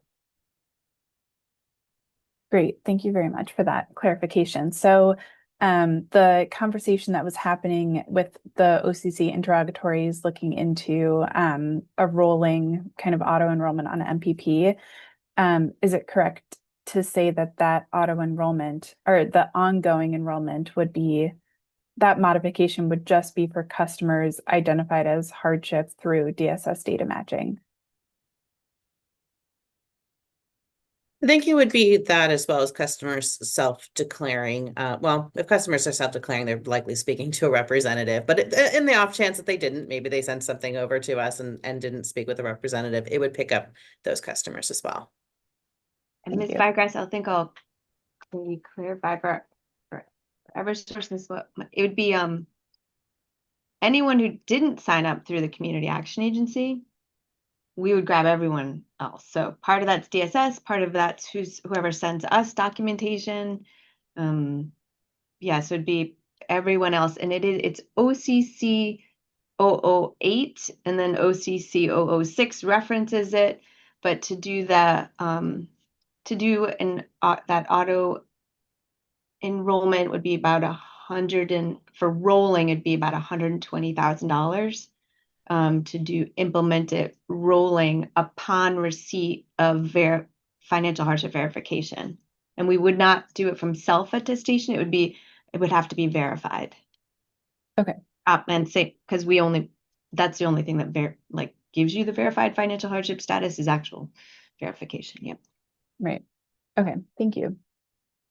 So, there were also a number of discovery responses that described that any payment made is applied to the oldest arrearage first for a customer. And I'm wondering if the companies can explain whether customers are aware that their payments are kind of being applied in this way. So in other words, kind of if I was a customer and I guess it was the winter moratorium period and I missed my November payment and now it's February and I'm paying, or if you think about that in some way of somehow I'm paying my February bill and I think I'm paying my February bill, but it's actually being applied to my November arrearage. Are customers made aware of that? Yeah, I'll share two things. So if payments are always posted, real payments are always posted to the oldest debits first, and they also can vary by debit type. When you're on a payment plan, the payment plan, that doesn't matter if it's the payment plan monthly required payment amount is different than an actual debit. Like if you owe $100, so you have $100 debit on your account, let's say your required monthly payment amount is $50. The debit with the actual charge, just like your actual billed new charges, that's very different than your monthly required payment amount on a payment plan. And so their monthly required payment amounts, those, for MPP, that it pays down the oldest debits first and matches it. But that's, I don't think it makes it, maybe say more about why or how it could make a difference for customers. I guess it was in the context of, so if I'm on the matching payment program and I am paying, I guess it's November and I make my November payment, I miss my December payment. I'm paying January and I don't realize that's actually paying the December bill. And then maybe I miss February also, Oh. and all of a sudden I'm off the plan, but I don't realize because I think I paid my January bill. Okay, and I'll share it. So the this it can get difficult to understand, but so if you're on MPP, then the actual billed charges are separate from your monthly required payment amount. And so if you're on MPP, then the payment you're making that month, it's going to charges from like it could be 2 years ago, 5 years ago. It's not paying the current bill ever.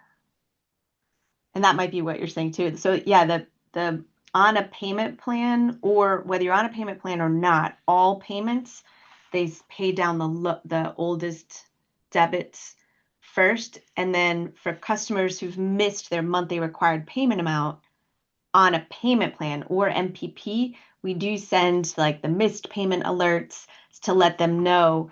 And we send that via email and via email and via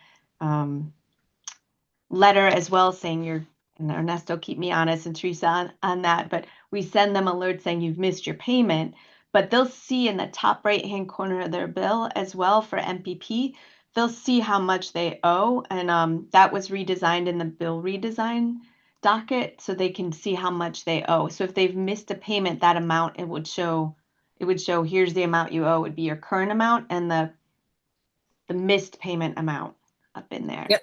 And for electric, of course, because we know that the gas bill is not redesigned at this time. Yep. Yeah, and the way the payment posts behind the scenes will always post to the oldest receivables, but what the customer is going to be concerned about is it covering the missed payment, right? Like if they know that they missed a November payment and they're making a payment in December, yes, it will cover the November missed payment.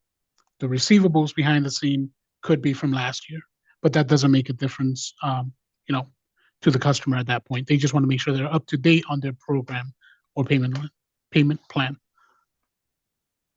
Which comes ever important when you have a gas below budget worksheet still of a payment amount of $50, and you have arrears in the hundreds to thousands.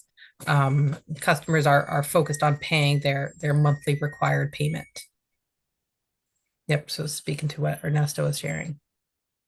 Great, thank you. And so I apologize if my question wasn't clear, but so I think there were some interrogatories that were asking about a customer that makes their November payment, misses their December payment, but then makes January and then misses February.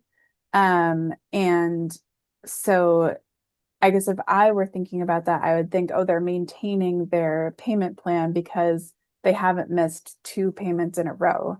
But I apologize that I can't remember which interrogatory this was, but the response Is it OCC 15, Ms. Vigrass?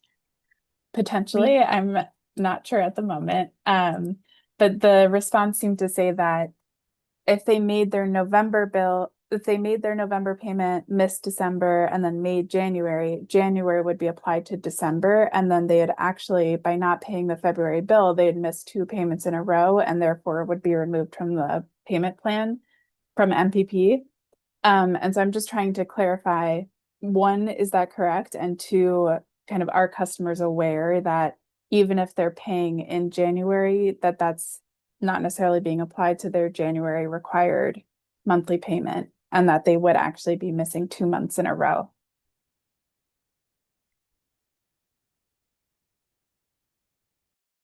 And so Teresa and Ernesto, I do see it's question OCC 15.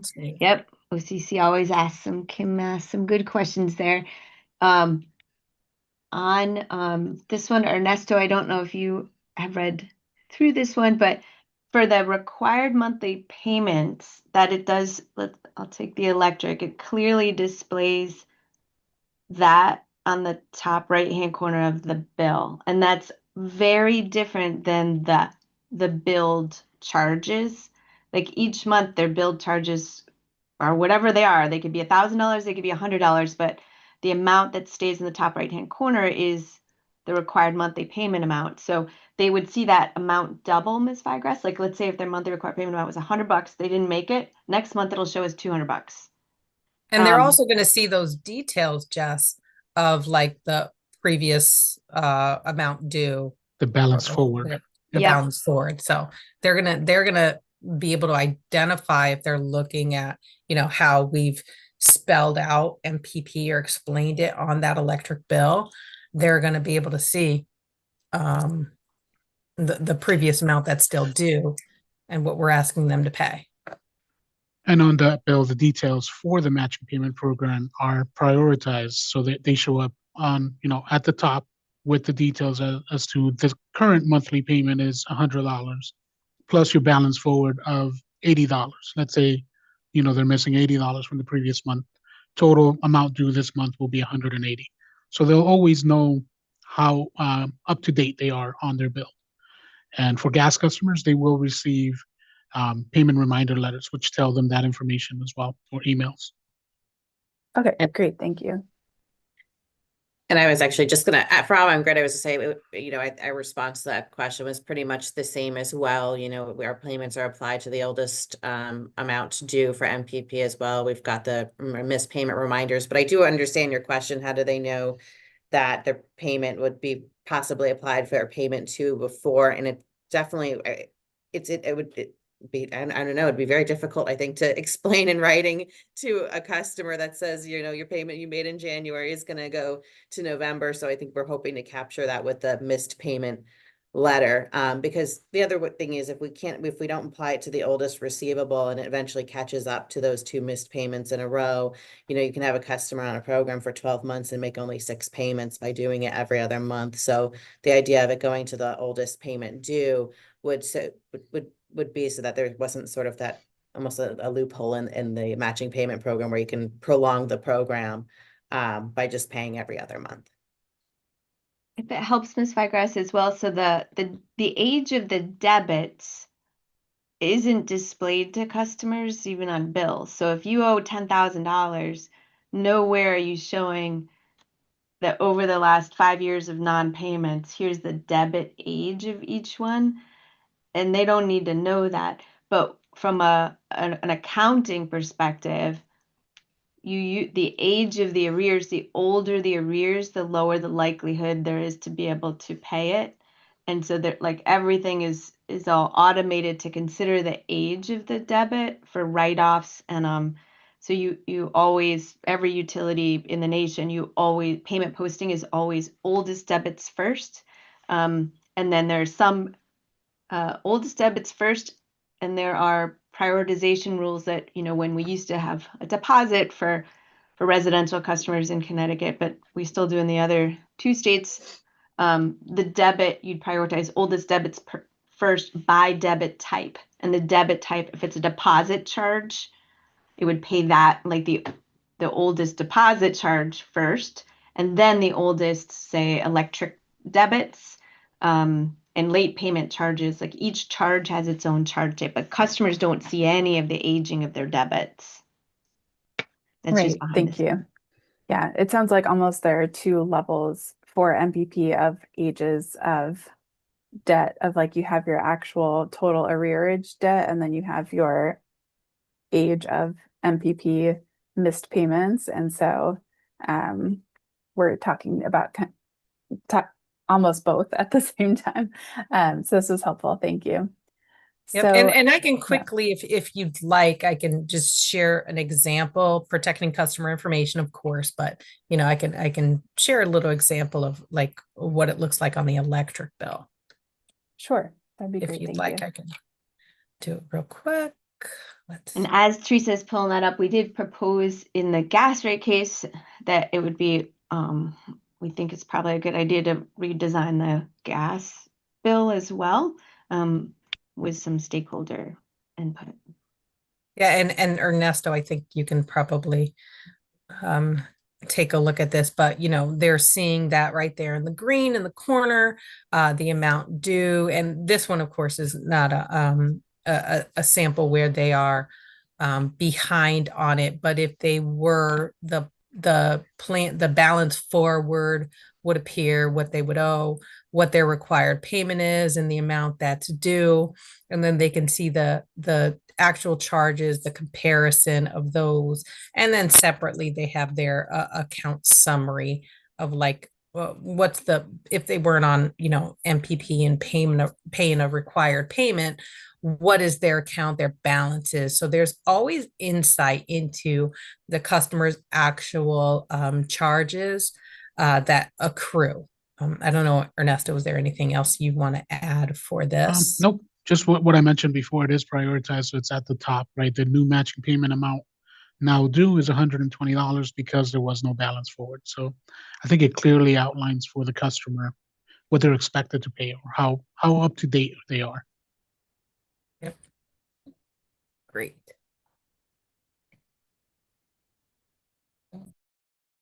Okay, I think it is a good time to take our lunch break. So would ask that folks come back at 12:30, and I think we have some more questions.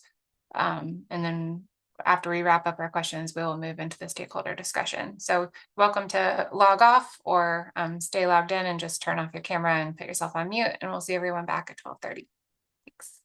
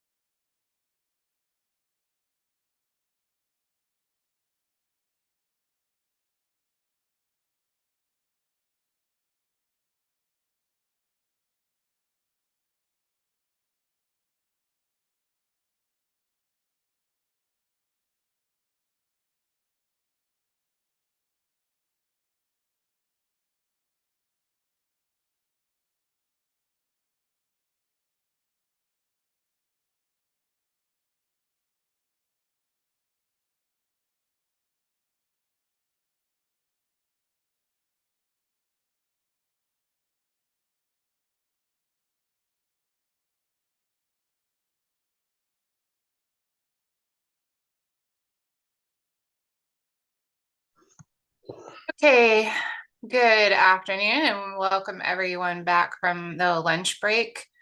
I think Ms. Vigrass has a number of additional questions, but I'm going to wait for, make sure that we have folks back from the Eversource and Avangrid teams. I see Ms. Kane.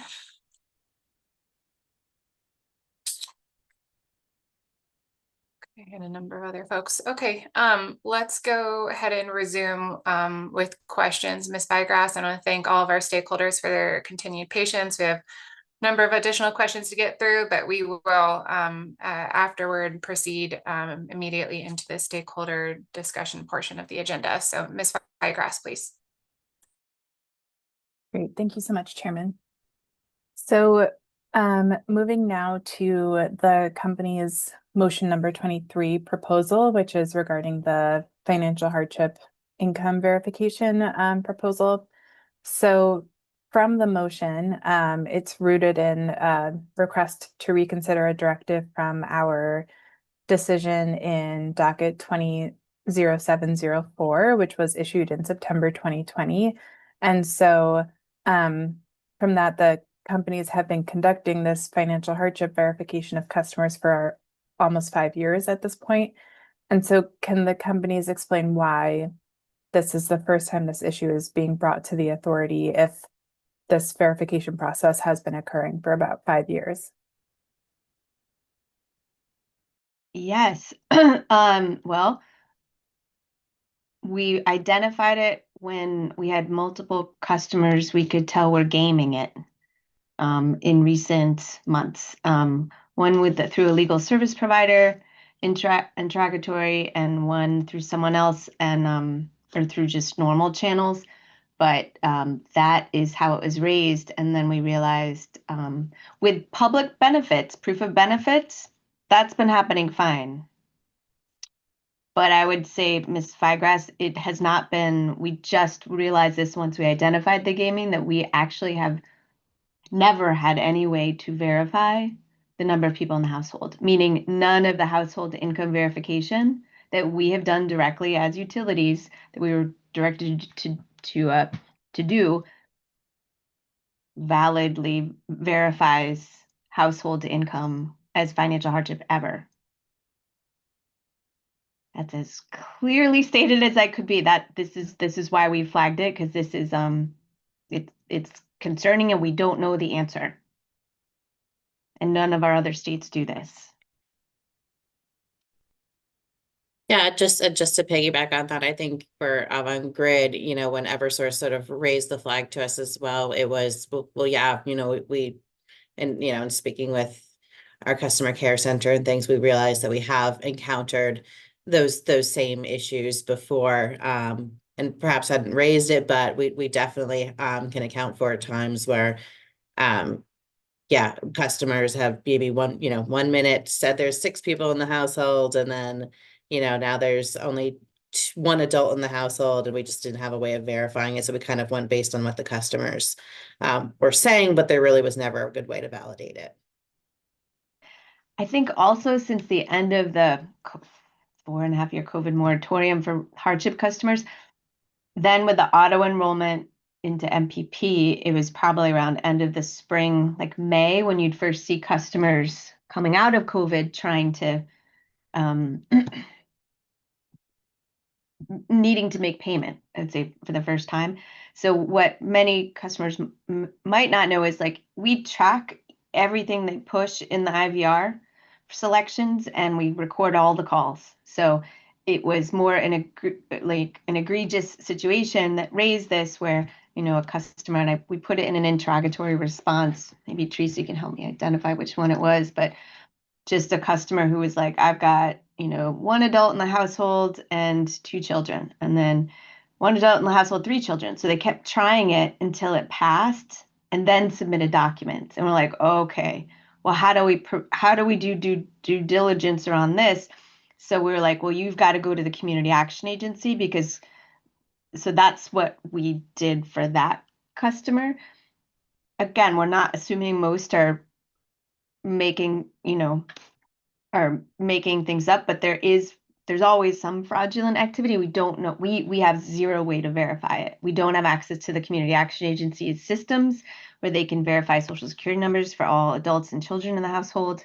We can't verify, like, often, I think not often, but sometimes we have heard, hey, that, you know, the customer's child gets husky and the Community Action Agency doesn't find it, but they find that the others, you know, maybe that child lives at a different house, like with the other spouse or something. So they do that verification and we don't, but we absolutely, we do it, what we've been doing in a timely manner and based on the best of our ability, but we've never had an ability to verify the number of people in the household by adults or children.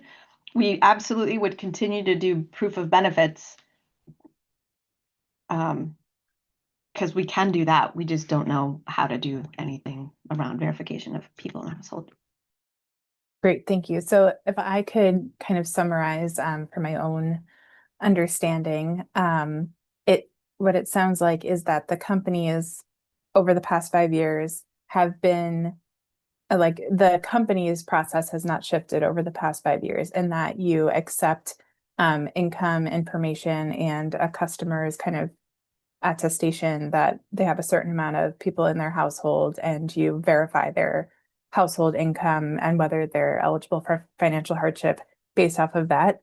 And then what you recently have discovered is that there is this opportunity for kind of potentially abusing the system that has been ongoing for the past 5 years, and now are requesting potentially a modification.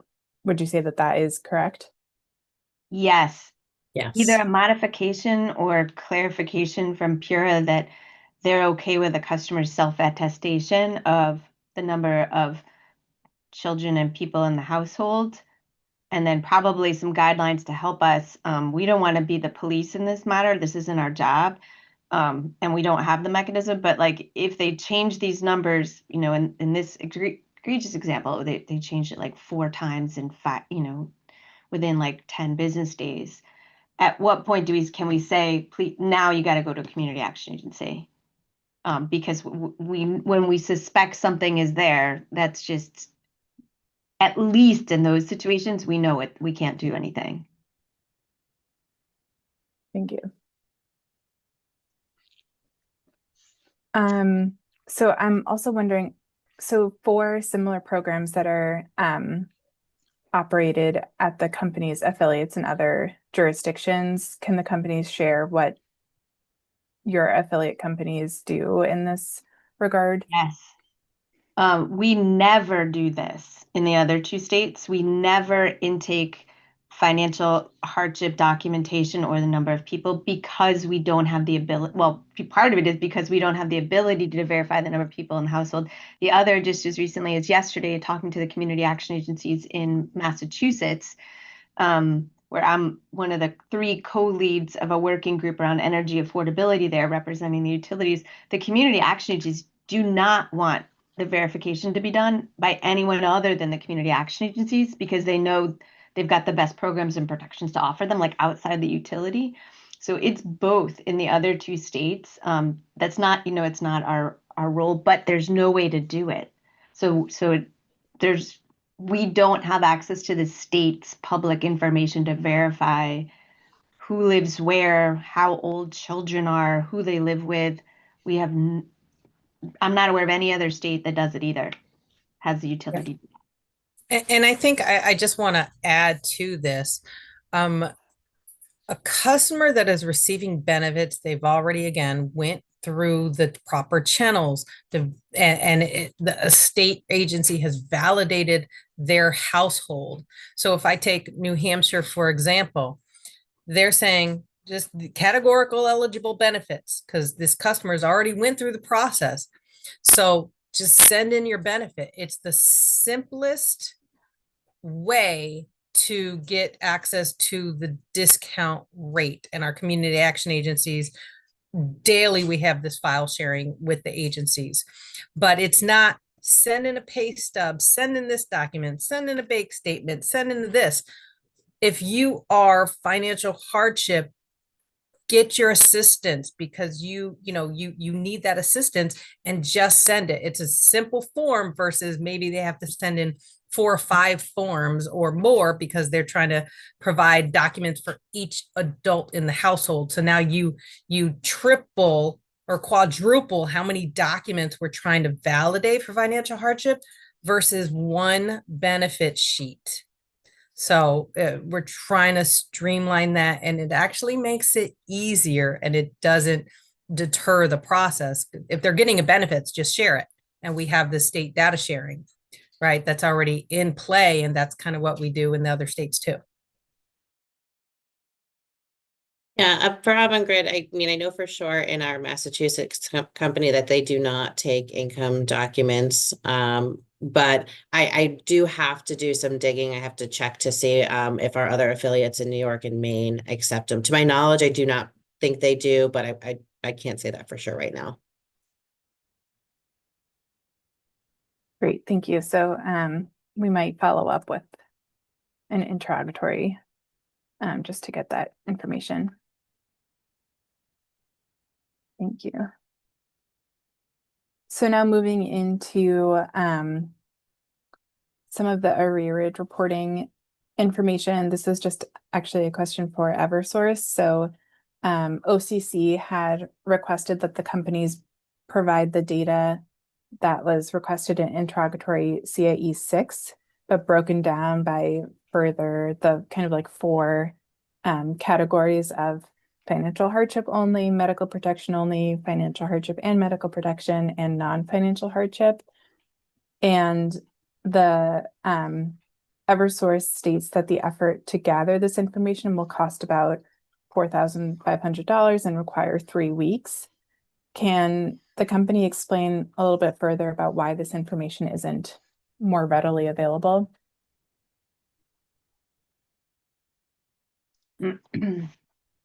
Thank you for that question, Ms. Vigrass. So we think it's a good idea to make it available, but the way the data is stored in the aging buckets, we don't have it. We just don't have it. So we wanted to make sure that that was, so I'm looking at, yeah, it's OCC 063. Is that the? Yeah, that's correct.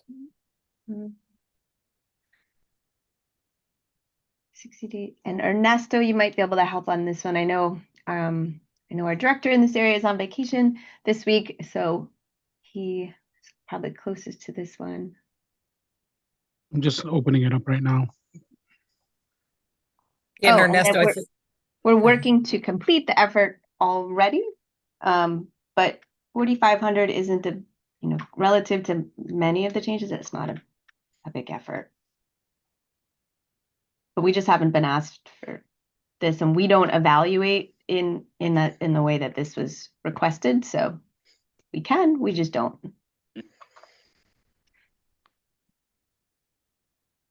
Ms. Vigrass, did you need additional response on that?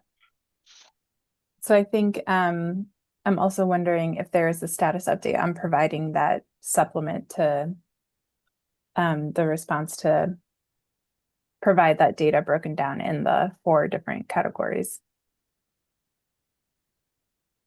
I don't have a status update on that. Oh, go ahead, Ernesto. Yeah, no, not currently. We don't have a status update for that.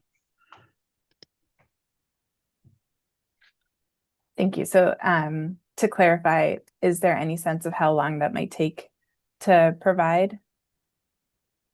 In the response, we said approximately 3 weeks, but in Ernesto, can we follow up with IT and just see what their completion time is? Yes, we can follow up with IT. And Ms. Vigrass, I don't know at this point in the procedure how it's best to get that on the record. We can just supplement OCC 63. Is that helpful? Sure. Yes, I can't exactly remember where OCC originally requested that, but could provide it as a supplement to OCC 63 or to CAE 6. Okay.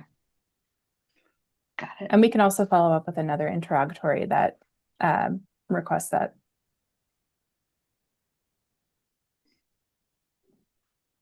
Okay. Great. So now moving on to Avangrid. So there were some issues that came up in OCC's written comments, as well as some responses to their interrogatories about customers that were incorrectly enrolled onto MPP. So it seems that in the company's response to OCC 35, there were a number of customers incorrectly enrolled by community action agencies. And then in the company's responses to OCC 58 and OCC 70, it seems that there are customers that were mistakenly not removed from MPP for missed payments, and that maybe matches were applied to their accounts. So I'm hoping that Avangrid can explain those two situations a little bit further and clarify what happened. Absolutely. Yeah, so the two separate situations. So to start with the first one, regarding the CAAs were able to enroll a customer who had not met or didn't have the arrears balance qualification. We did identify that, and I'd have to look at the number again, but we did identify that there was a subset of customers that were eligible to, or that were enrolled that should not have been. So we put a process in place because we're working with our IT teams to fix why that was occurring. So we put a process in place for those where we're checking it daily. So if there were any, and I think since this occurred, I think we came across 3, we're catching it the day that it was done, reversing those and making outreach to the customers, so that they know that, the enrollment that the agency attempted to put through would not go through, and that's because they didn't have the balance that meets the requirements. So that was one issue that was, that we uncovered. The other one is a little bit more elaborate. When we put in place the matching payment program, the removal process part of the program, because it's phased in, was being built and was supposed to, I want to say it was supposed to be in place in February, so it would catch the first customers who missed payments to be removed. We did have some technical hiccups with that, so it wasn't removing the customers when they should have dropped for, whether it's defaulting or they didn't renew their hardship within that 30-day sort of grace period.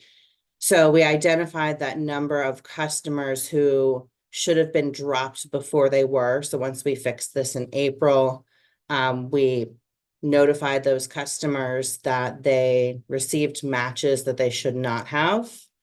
And we're giving them a total of 45 days to make up the payments that they should have made while they were still active on the program before they were removed. And anyone who doesn't make those payments within those 45 days, then we'll go in and reverse the matches that they received because they really should have been removed before they received those matches. Thank you. So to clarify, the customers that were not removed from MPP, even if they were supposed to, the reason that matches were applied to their accounts is because they made payments and therefore a match was made? They made payments or a SEEP payment had come in. So one or the other, but they still hadn't made the required number of payments they should have at that point in time. Okay, thank you. And so essentially the issue is that a customer either missed 2 payments or didn't renew their financial hardship designation in time, and so made payments or received a SEEP payment that was then matched. Are there customers that kind of fit into this bucket but did not receive matches, and so there isn't a challenge with that? Like, in other words, out of the full number of customers that were mistakenly kept on to MPP, is there a subset of those customers that received matches that they shouldn't have? I'm just trying to understand the question. Sorry. So, Sure.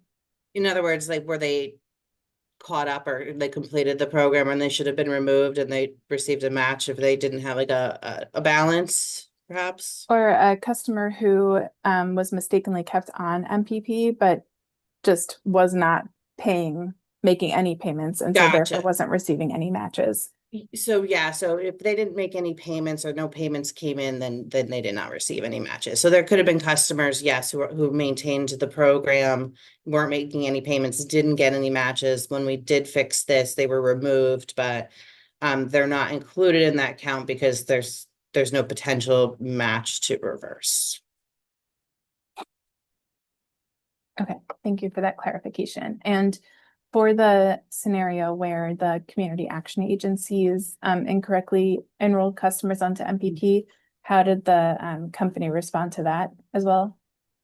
Yeah, so with that one, once we identified the issue, those customers, I think I'm trying to pull up the response, and I know you said it earlier. I know that there was a It was small OCC 35. 35. Thank you.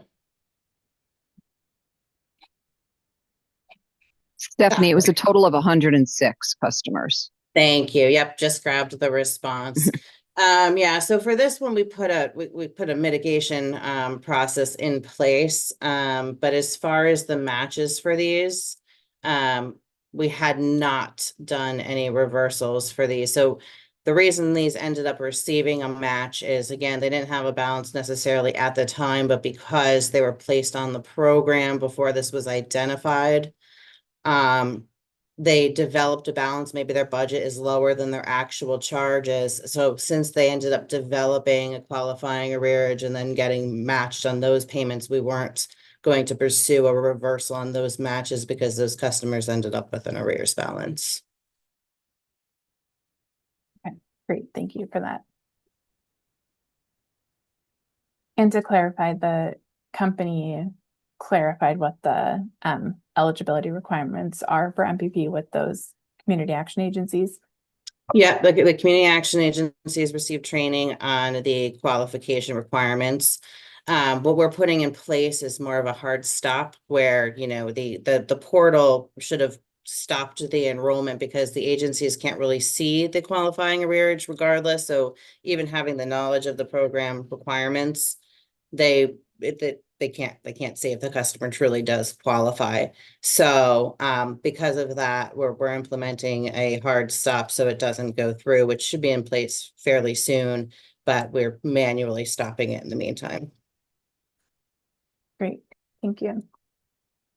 I apologize for kind of ping-ponging between the companies, but my next and final area of questioning is about Eversource's implementation of the 5-tier low-income discount rate. Thank you. Ready. So, Ernesto is with me on this one. Yep. great. So,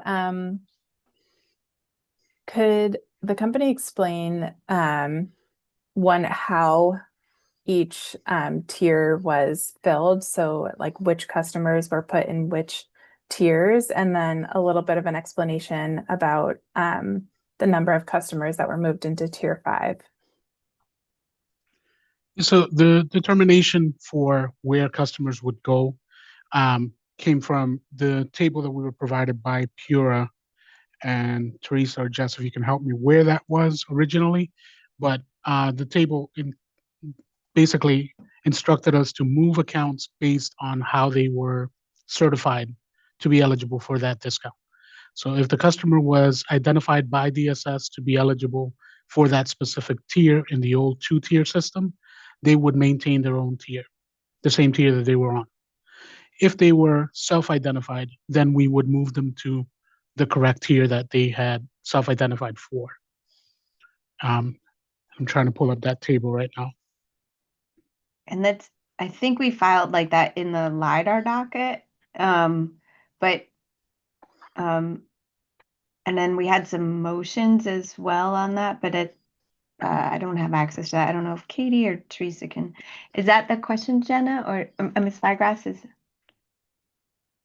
I think essentially maybe a little bit more detail. So about the actual numbers of customers. And I don't know if maybe this is better for interrogatories, but I do recall that we put together a table to say if a customer is identified through DSS or through self-identification or kind of those items, and that where you should enroll them on the tiers. I'm looking for a little bit more detail of kind of like how many of each of those customers that fall into those buckets were placed into tiers 1 through 5. I think and maybe our internal team could get, because we had put some motions or a motion in this February, but I think it was on the LiDAR docket. And so I don't have easy access to that here, but it's about we use the pure explicit guidelines, which said use DSS data and as the primary source, if that's the only source. So if we had something from something that came to us, the guidance was use DSS data to be the source. And then with that use, about a third of customers got a greater discount, a third got less of a discount, and a third stayed about the same. But Ernesto, in that chart you showed in the kickoff PowerPoint, does it explicitly identify how many went from and to each tier, or have we filed that in any interrogatory response? It does specifically identify how many went into each tier, and it splits it up between which tier they were on the old 2-tier structure. So that is part of the presentation. Would it be helpful? I can pull that back up, Ms. Vigras, if you want us. Sure, that would be great. Okay. Thank you. Hold on a second. Here we go. And share.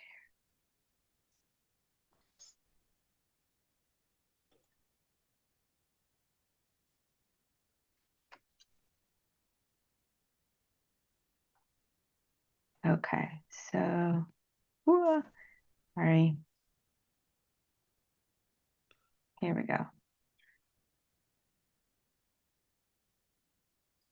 Make it a little bigger. Is that good? Yes, that's great. Thank you. Okay. And so maybe I will follow up with some interrogatories. But so I think it would be helpful to understand the number of customers and how they've been identified. So it's helpful to see their old tiers, but also I think it'd be helpful to see kind of who was identified through DSS, through self-identification, et cetera. So I will follow up with that. My question specifically for here is that this looks like there are about 65,000 customers that were enrolled onto tier 5. And from looking at the late file exhibit 27 in docket number 171203 RE 11, the DSS data matching information estimated about 10,000 customers on tier 5. So I'm wondering if Eversource can provide a little more information about why potentially those numbers are very different.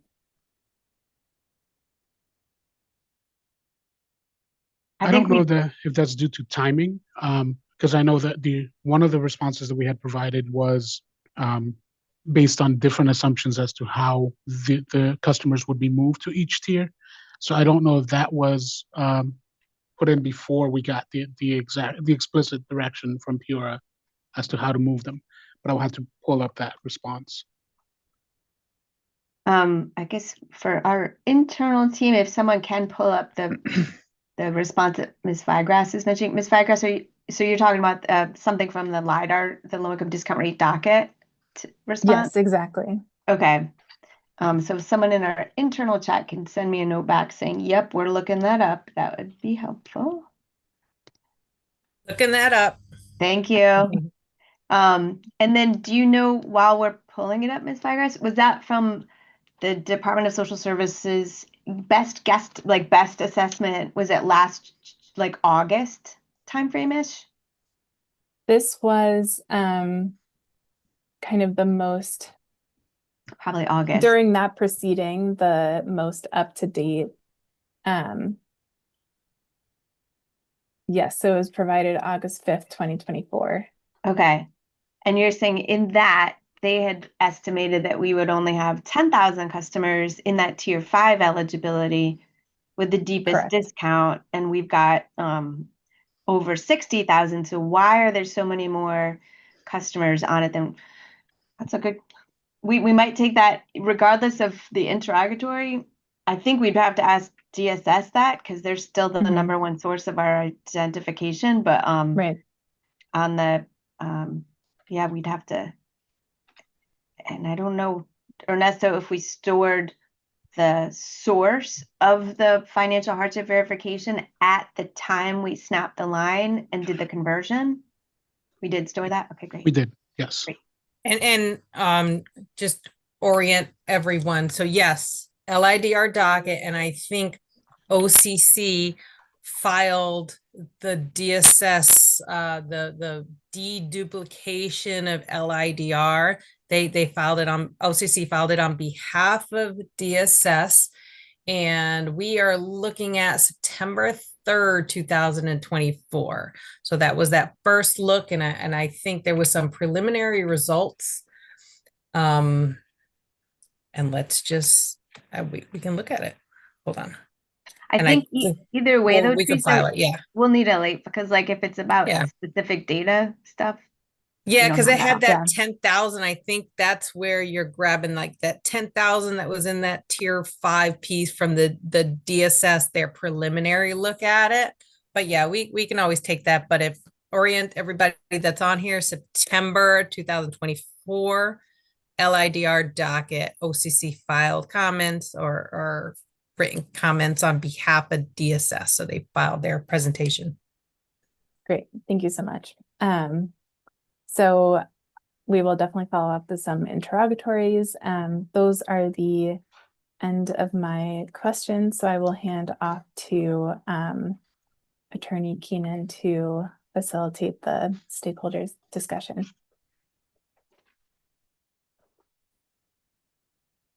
One moment, I'm trying to turn my video on.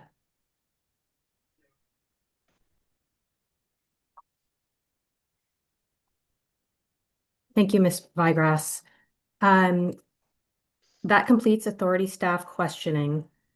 So I would like to open the floor to any participants who may have questions for the companies or any further discussion for this technical meeting. I would just ask that you please use the raised hand function. Thanks.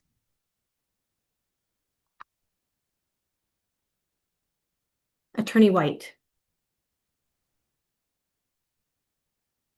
Hey, good afternoon. Kim White for the OCC. I'll begin by saying Consumer Counsel Coleman apologizes for having to step away from this meeting. She's at the General Assembly testifying on LIHEAP. So we're working on low income and energy affordability issues on multiple fronts here today.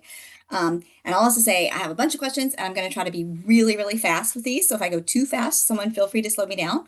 But otherwise, I'm going to be jumping around a lot. So hang in there with me. I guess it's probably directed more to the companies than anyone else. And I'm going to start with questions based on what I heard happening earlier this morning. So I think I'll start with the arrearage slides and specifically, for instance, like slide 12. Are those using a 60-day past due standard? Yes, those are using 60-day past due. Same for UI? I realize you're not slide 12, but same for UI. Actually, I believe with ours, it is using the 30 days. Arrearage, yes, 30 days. Okay. Okay. So going on then, so in your proposals that I was hearing about this morning, Ms. Kane, you mentioned you know, kind of incorporating stakeholder feedback and a grace period for the missed payments. And I was wondering, do you have an idea or a proposal for the grace period? Like, have you done a study and you've kind of figured out generally when people are late on their bills, they're late in this, you know, 5 days, 10 days, something like that type of range? Thank you for that question, Ms. White, Attorney White. We currently offer, we provide behind the scenes a 5-day grace period regardless of whether you're on a payment plan, not on a payment plan, just in case the post office, is slow or whatever. We haven't done a study that says if you're gonna like a study that says how many days, specifically afterwards. It if you're going to make a payment, typically 5 days after the due date will still be, that should be sufficient. But if it's not, if stakeholders would prefer that it's 15 days, I think if someone's half a month late, that's probably the latest we'd go. Otherwise, just leave it at where it is. Did UI have any data on this or any different thoughts? I mean, I agree with what Jess said. I unfortunately don't have any data necessarily on it, but I do agree with that statement. Okay. And so this question is going to be a little roaming for a second, and I'm going to tag in Miss Kane on it too, because I think once again I heard you say something earlier that kind of like triggered some thoughts with me. So in OCC 81, we asked a question and it was related to the down payment proposals, and I think it's extremely possible I was very unclear in the question, or it's equally possible that I just am not understanding your answer correctly. So I'm going to try to lay some groundwork to make sure that I understand everything, and that way we're on the same page. So when a customer currently enrolls in MPP, so obviously we have a financial hardship customer, they're currently enrolling in MPP. There's no $25 down payment or anything. They just enroll in MPP and start going with the MPP payment, right? Correct. When they initially enroll and they haven't failed out before and they're active, right? Okay, so what the interrogatory was trying to get at is if we kind of picture if a customer, let's say we have a financial hardship customer, that's all I'm dealing with in this question. If this customer, when they come into the system and they have an arrearage, they have an option of enrolling in MPP, which we would prefer that they do, but they also have an option that they can take if they want to, even though we don't prefer it, that they enroll in a flexible payment arrangement. You're looking lost, Miss Kane. Do I need to slow down or stop or something? No, I think I might have lost myself. Is it OCC 081? Yeah, I think it's OCC 81. I might have said this wrong to you, so I can try to pull up as I talk too. But For anyhow, medical protection related to if a customer made a claim for medical protection.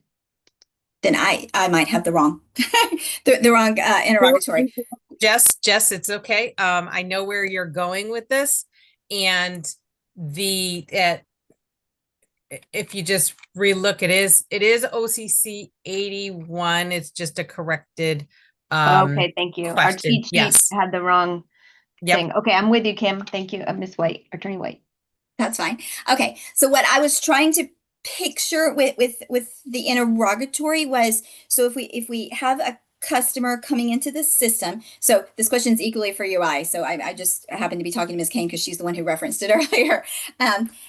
When you have a customer coming into the system, first time hardship customer, as I was saying, they have two options. We would rather they go on MPP.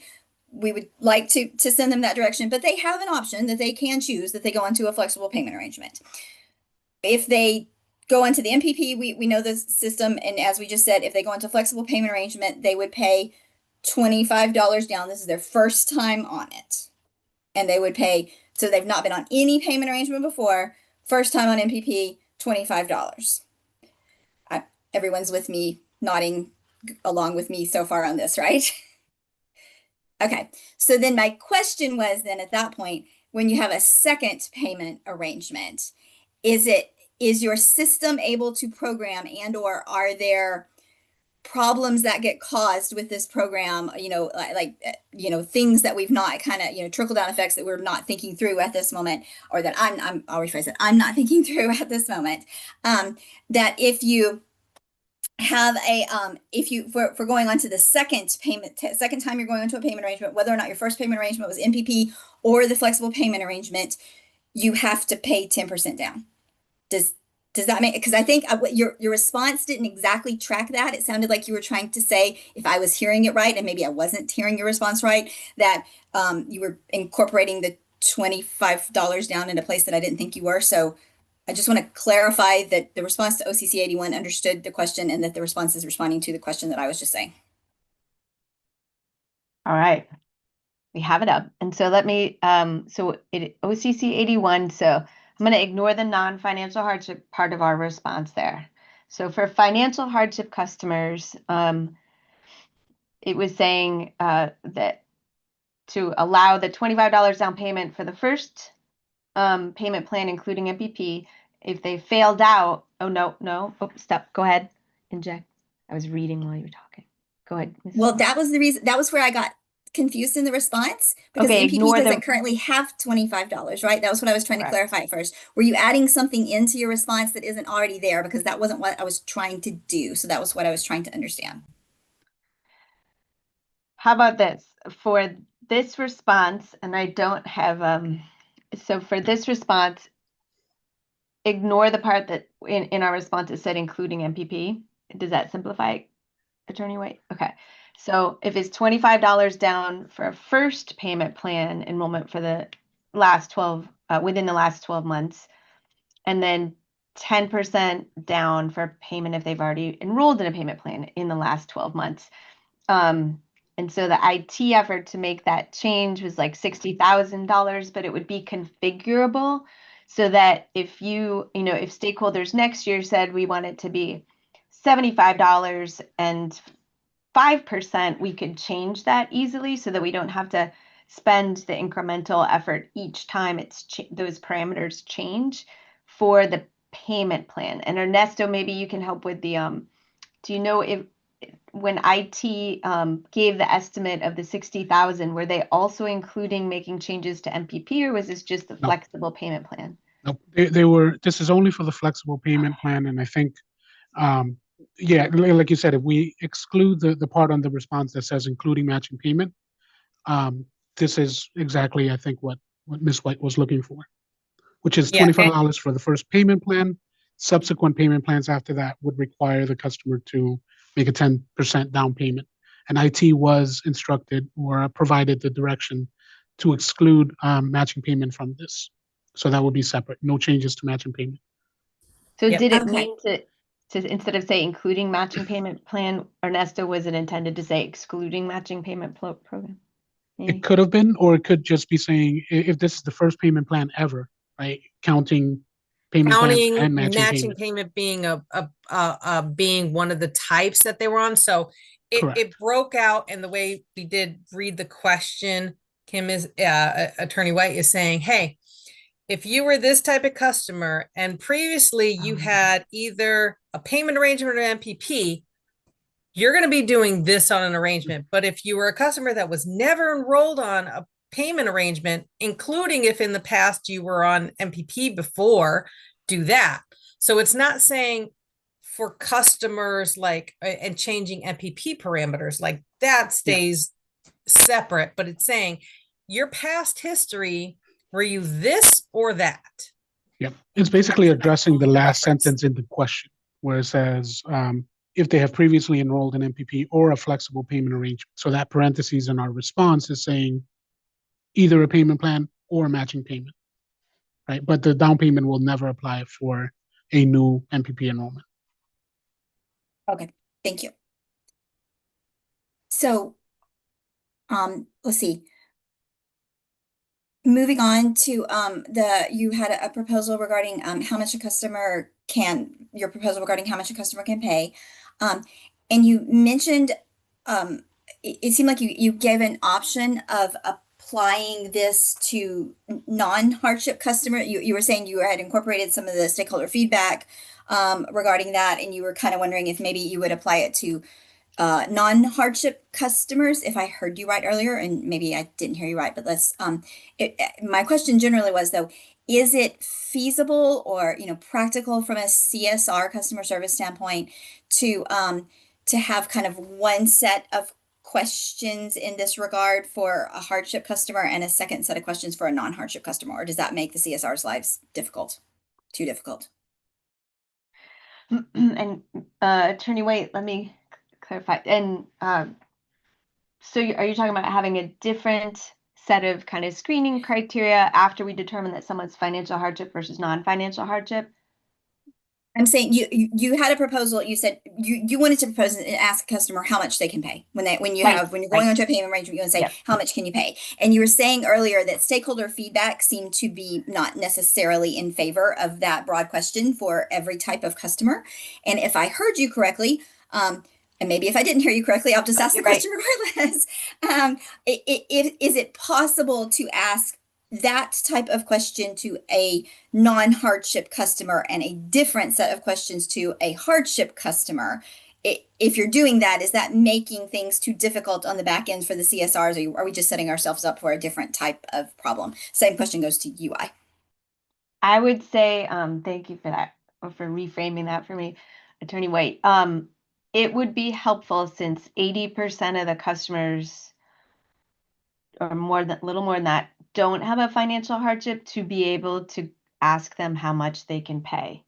And so that the effort to do that, to have our CSRs, and I know I have our contact center leadership here as well, though not on camera, for us to ask that once they've been pre-qualified, if they pre-qualified, we'd take them down the path that everyone goes down today. But if they don't pre-qualify, meaning they don't come across as eligible, we'd like to be able to say, to ask them how much they could pay. And I think Mr. Bajan and Mr. McGrath could help us figure out what that path would look like. Sure. Good afternoon, everybody. Tim McGrath, Eversource. Attorney White, to answer your question, I think Ms. Kane kind of stole my thunder a little bit because she's exactly right. So once we go through we determine the customer's non-financial hardship, it's essentially following the script, and it's just adding another step, which in and of itself is not difficult. And then that would in turn lead the conversation, down that path that the company has proposed. So I think the plain answer to your question is I don't think in general it's going to make CSR's lives more difficult or create unintended consequences that we don't plan for. And UI, same answer, different answer? Yes, exactly. Okay, so once again, sorry, I warned you I'm going to be jumping around. So let's see. I'm going to MPP auto enrollment. I just want to kind of walk through this real fast and make sure that we've all kind of understood the different things that were said here this morning. So your proposal, as I saw this morning, was to auto enroll in November. Is that correct? And Kim, Ms. White, we've been able to connect the dots while we were offline during lunch. So our joint proposal with Avangrid, as reflected on that page 12 in our plan, in the base plan, was that to propose annual auto enrollment of all eligible MPP customers starting each November. And it seems that in addition, I think Avangrid, in response to OCC 7, proposed some additional enrollment. So I'll let Stephanie speak to that. But on the just on the clarification for everyone for November 1 and background for newer players, the statute has language that said it's an annual program.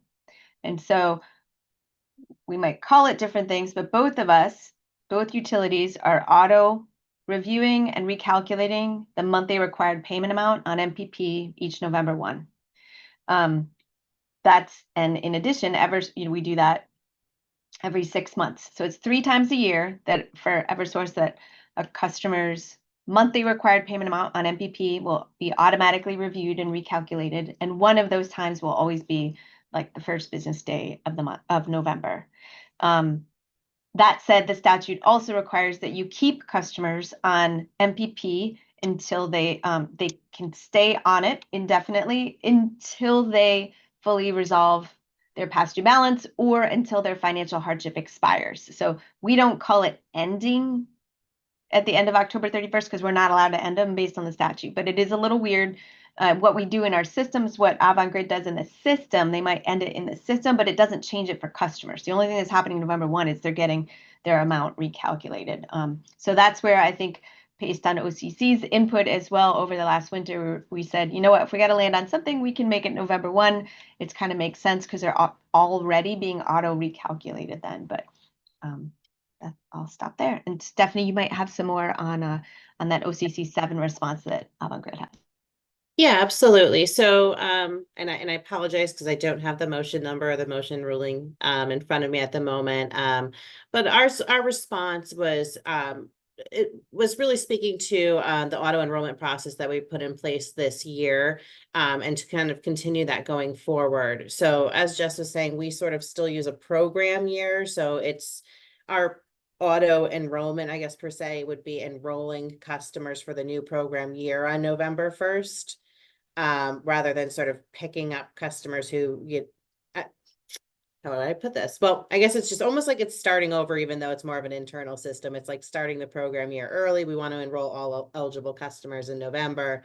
But we wanted to continue with that, doing another enrollment for customers or an auto enrollment for customers during the moratorium season. So sometime before April 1st annually, to pick up any customers who we may not have picked up on during the start of our program year.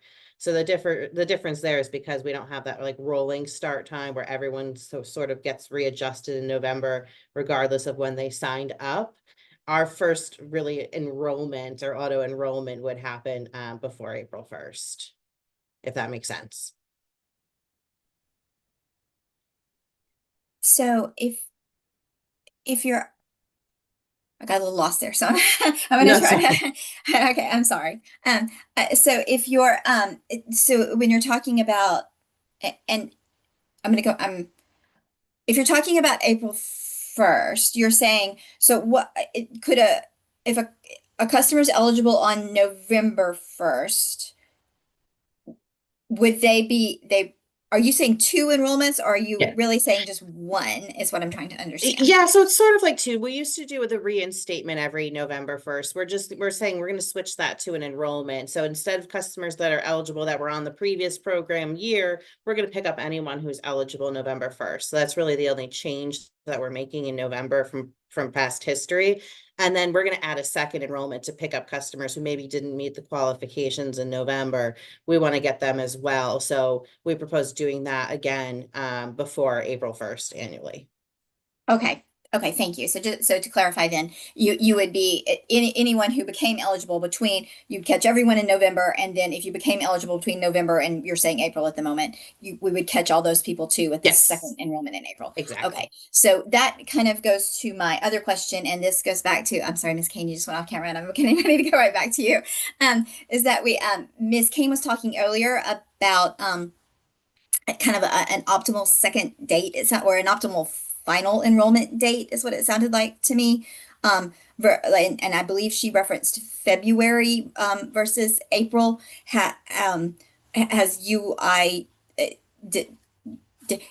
Hearing what Ms. Kane said earlier, do you agree with that, or? Yeah, I definitely understand the concerns there, because I think we looked at a scenario where depending on when you do the enrollment, I mean, a customer could probably make one payment the entire year and continue to get themselves protected. So we do agree. I think, as I said before, it's more of we wanted to keep it a little bit loose with that timeline for the second enrollment. So we said by April 1st, so that we can, if we find that, more customers are meeting the eligibility requirements in February, we would do it in February or March.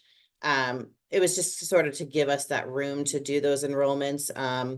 But yeah, we certainly understand the need to not want to extend the winter moratorium for customers who may not pay beyond May 1st. So we can absolutely do that second enrollment sooner. Okay, so then turning back to Eversource with 2 in, it sounded like from the interrogatory responses that it's not too heavy of a lift necessarily for your system to do the 2 enrollments the way I was describing, like on November and then sometime later. February, possibly. It might be just a wording thing, but on November 1, the people who were on MPP October 31st will always stay on it November 1. They'll just have their amount changed. So that's not really what when we mean auto enrollment. It's taking people who are not on it and putting them on it. And you're right, Attorney White, we said that should happen no later than by the end of February for auto enrollment. I don't think we could do it twice. We could do it November 1 and for everyone and before the end of February. We weren't proposing that. We were just proposing the one just once a year. Also because like the missed payment amounts that they have to make up, that if they then fail it twice and we've auto enrolled them twice, that creates some challenges with the missed payment. Oh no, go ahead.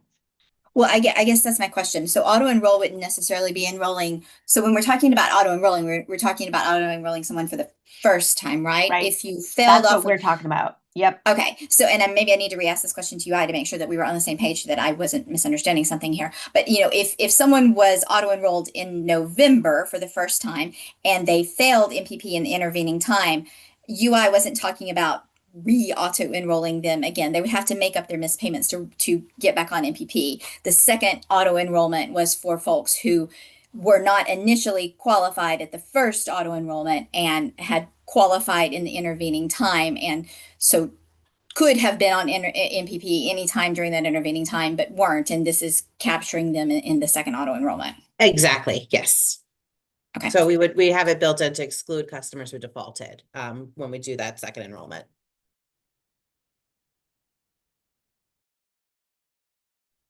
Okay. So there was a set of questions earlier, and I think maybe some things might have gotten confused or conflated regarding some of our interrogatories about payments being applied to the oldest balance. So we had asked the interrogatory because we were trying to understand if a customer can technically continue to owe more than $100 for 60 days, but they don't have $100 overdue for 60 days and therefore aren't eligible for MPP. And so, for instance, I think we asked Eversource and an interrogatory to get an aging of a specific customer in OCC 37 to kind of see how that would play out. So that is possible in the current system, right? Like a customer can float along with more than with $100 or more, but they're not on MPP because the $100 isn't old enough to be on MPP. Is that correct? Yes, it is a requirement. The aging is a piece of the eligibility criteria. So if you owe $110 bill that was just billed to you now, you're not eligible. It does have to be past due. But I think what I'm trying to say is it's not that you because of let's see if I can specifically with a customer in SEC 37, when you look at that aging, like you can see how when payments get made because they go to the oldest payment, which I do understand that's the way the system's been set up for a long time. But because of the way the system is, because the way the payment is applied to the oldest amount due, a customer might be benefited in that system to not make a payment that they would have made otherwise, because not making the payment then makes them eligible for MPP because it makes them have an amount due for the 60 days. Am I making sense now? I think that aging showed exactly what I was talking about. The aging is important because even though they have $100, or in this case, I think it was $110 balance, if it's not beyond the 60 days, it's not at least 60 days old, they would not be considered for matching payment. So anything below the 60-day threshold does not make them eligible for it. Even though every month they might be running $110 balance. They might actually have $150 arrearage for 6 months, but they never qualified for MPP because it was never 60 days old. Correct. Yep. So there has to be some balance in the 60-day bucket. It has to be over $100. Got it. Okay.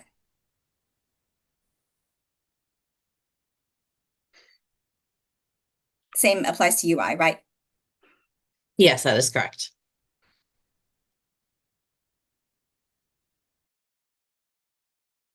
Okay, turning to the household income verification proposal.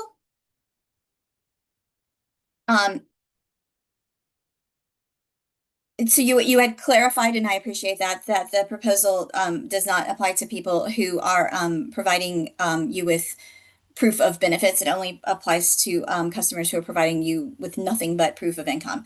So so first off, does this include like any proof of benefit, like SSDI, any sort of proof of benefit whatsoever? Like it doesn't necessarily have to be the DSS benefit. It could be a Absolutely. different. Yes, Okay. all the same benefit types. I think there are a few identified. It doesn't matter whether DSS administers it or not. So it would include like Social Rental Security assistance. Administration or those from the Department of Veterans Affairs. Whatever, we do all that today. It's just when it's sending us pay stubs, like when the government or this community agency hasn't verified there for any benefits. Okay. So we're talking about customers who don't receive any other state benefit and they don't receive SEEP. That would be the customers we're talking about.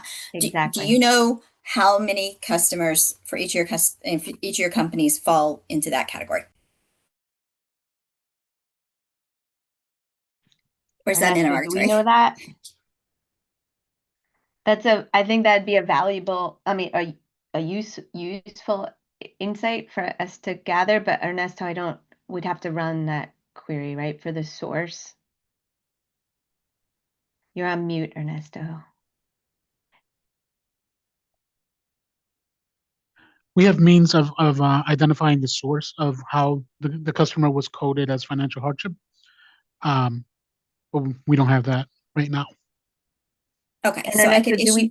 do we both identify the source, like that we were the ones who took in the information and what the information was, or do we just know that we did the intake? It's more along the lines of we did the intake. So it's based on the notes that were entered on the account when we coded the account hardship, right? So it'll be identified as either it was done through a hammer for the DSS matching through a SEEP file, or it'll say received income verification, proof of SNAP, or anything like that. So Ms. White, we don't have a field that says intook through through Eversource, and here's the information they provided. We have some note section, so it'll be imperfect, but we can run it on that imperfect data. Ernesto, do we have a feel for we can respond in an interrogatory. Yeah. Best we got. Okay. Okay, so the same question goes to UI then. If we asked you that, are you able to separate who comes to you in what manner? Yeah, we can, I know for sure we can see, I mean, we can identify who was self-declared versus, how we coded it via the DSS file, commitment file. I'll have to see if we can get any more granular based on, notes, doing a query of our notes, if we can identify whether the self-declared customers were done, what income was sent in for those customers. I'm not 100% sure that we would be able to get that information. But then there's another layer of this too, where we have customers where perhaps we did code them internally, but maybe they're on the DSS file later. So we might have more customers in the file, but some of them were coded through us first. So it may not really identify all the customers that would have actually been on the file. So I think if we get the interrogatory, we can kind of see how much information we can get and explain sort of how we pulled that. Maybe we can identify how many were on the file versus coded through us to get that difference. Does UI, do you have the flip of what you said too, though, right? You have customers who come to you through DSS. If they then call you to upgrade to another tier, does your system now see them as coming to you self-identified and not through DSS anymore? No, so if they come through DSS and they did not send something to upgrade to the tier, or if they did send something to upgrade the tier, yes, it would show that we did that. But and I don't know if I have Kathy or Jaime on the phone. Do we know if we can capture what they were originally coded? If there was a tier upgrade? We might be able to do that. We'd have to look into that. It's a matter of, sorry, I wanted to turn up. I don't know why my camera's, there it is. We'd have to double check and see if we can identify that they were originally DSS coded as tier 1 and then upgraded through a manual means. We'll have to look into that. So the There's short a of it is, well, possibility. yeah, the Yeah. short of it is, if we have the interrogatory, we could do our best to narrow that down. Okay. Okay, moving on then. In motion 21, I believe Eversource provided how much it costs to market the RRES and the energy storage, but I don't see that UI provided that. Did UI later provide that someplace? No, we did not provide that anywhere.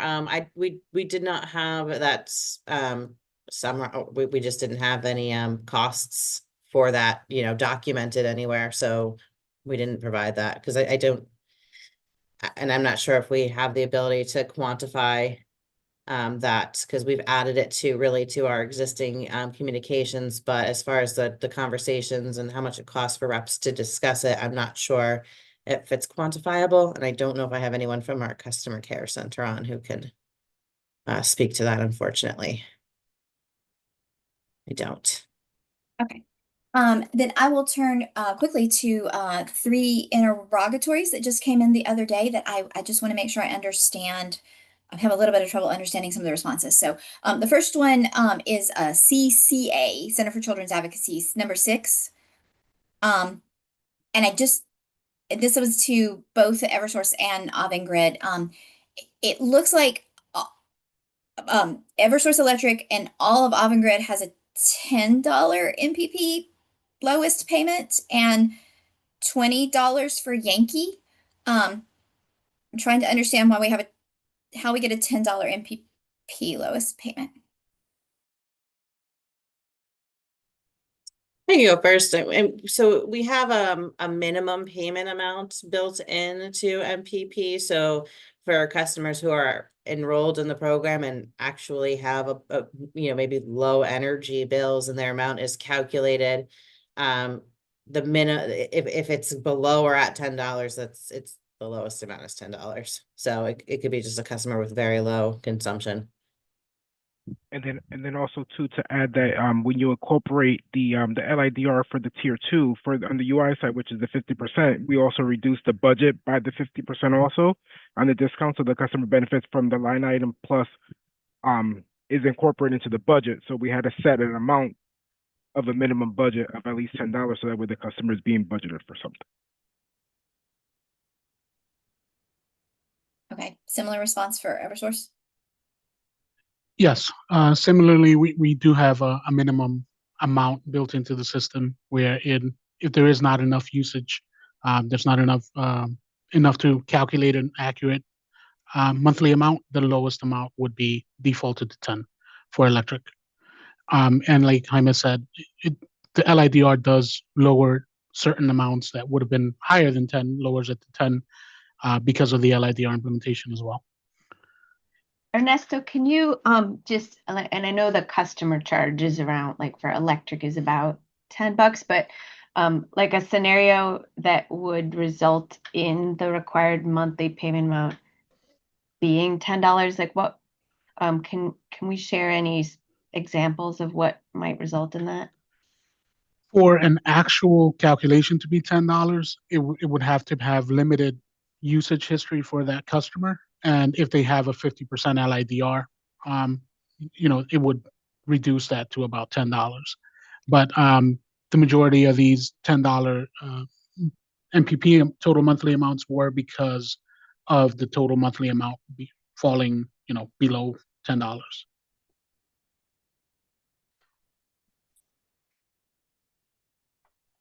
Okay, thank you. Turning to CCA 7. So these are flexible payment arrangements amounts shown for both of the companies in this. But I'm trying to understand, are they showing the total payment or are they showing the amortized portion? And I'm asking this because, like, for instance, some of them are $6, that's. This is for CCA 7, you said, right? So the low, median, and high. Mhm. those are the required payment amount monthly. The whole payment.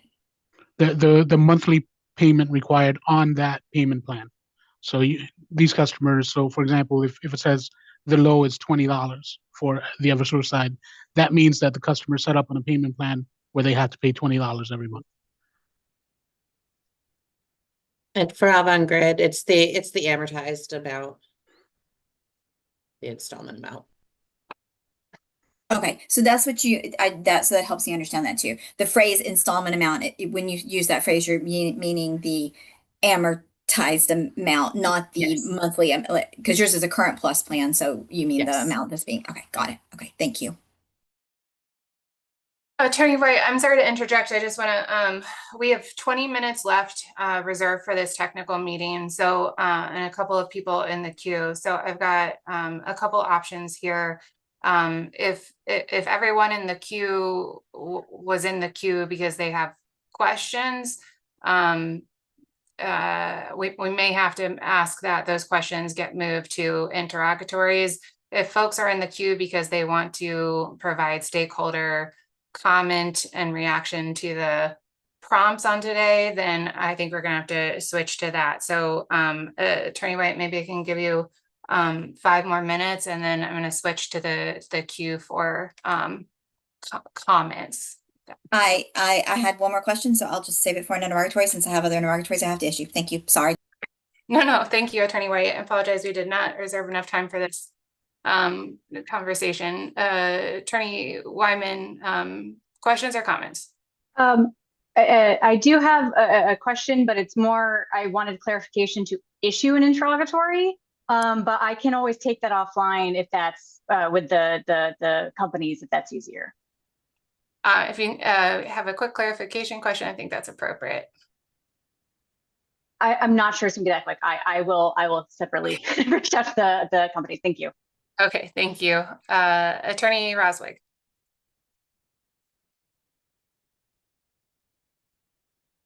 Thank you. Commissioner, what I propose to do is give Dr. Mitchell and I'm sorry, the other new stakeholder who had their hand raised, and because they're new to this process, let them have the opportunity to make comments first, and then if there's time, I'm happy to do it afterwards. Okay, thank you. I think I had Dr. Mitchell and Attorney Jennings. So Dr. Mitchell. Yeah, thank you so much for your consideration. As you know, we are new to this docket. I'm Dr. Mark Mitchell. I am a consultant to the Nonprofit Accountability Group, which is an organization including 20 or so low-income customers who take advantage of the programs. And so this has been very helpful to us. And I do want to, I have a couple of clarifying questions, but then a number of suggestions and sort of statements that I wanted to make, if that's okay. So my one question is about, again, a quick question about the moratorium period. Some of the documents that we see say that the moratorium ends on May 1st. Others say that it ends May 30th. And then I heard April 1st, and it's not clear to us. We know that it starts November 1st, but not clear when it ends. So I can take that. This is Teresa Washington, Eversource, and I think I've seen you several times, Dr. Mitchell, so welcome again into this docket. I think when we talk about moratoriums, we have to separate winter moratorium, which is the statutory protection period annually for verified financial hardship customers. So that's where you have the November 1 through the May 1 timeframe. Set that aside when there was a moratorium on shutoffs because of the pandemic. And that's where you saw like this end of May timeframe being brought up. So there's just different moratoriums depending on the different sense. But for like when we talk in this docket for arrears, we mention arrears, the moratorium on COVID being lifted, and you'll see that different time frame versus how we handle customers who may, through the winter moratorium, may not pay because of protections afforded to them. So that's where you'll have the November through May 1 time frame. Okay, that's helpful. Thank you for that. And then we wanted to find out whether the BPP program is still in effect. Our customers, our gas customers who are CNG, have never been offered a payment of $50 and wanted to find out whether the program is open to new customers, or whether I know that you're winding down, so that you will be ending the program as of next year. But just wanted, but again, our members have never been offered the BPP program, and wanted to find out when you stopped accepting, or have you stopped accepting new customers into that? We have not stopped accepting new customers into it. In fact, because we're not implementing the low income discount rate until 2026, we actually plan to continue that, offering that below budget in the next program year as well, which starts again November. So customers currently enrolled today, if they receive qualifying government benefits, I think they may qualify for that $50 below budget plan. They can certainly contact the company or go to a community action agency who could fill out a below budget worksheet with them and do it right through the portal. And when we do send out our approval letters for the matching payment program, we do have a section in there too for additional information where it tells them that they may qualify for a budget as low as $50, and they could reach out to us if they think they may qualify. So we're hoping by adding that in there, that more customers who might be interested or think they may, be eligible can contact us for it. Okay. So again, so thank you for that answer. Our members are very appreciative of the information that they're given when they call the companies and ask for a payment plan. But there are a number of programs or resources or other things that are available that that we're not hearing. At least our members are not hearing.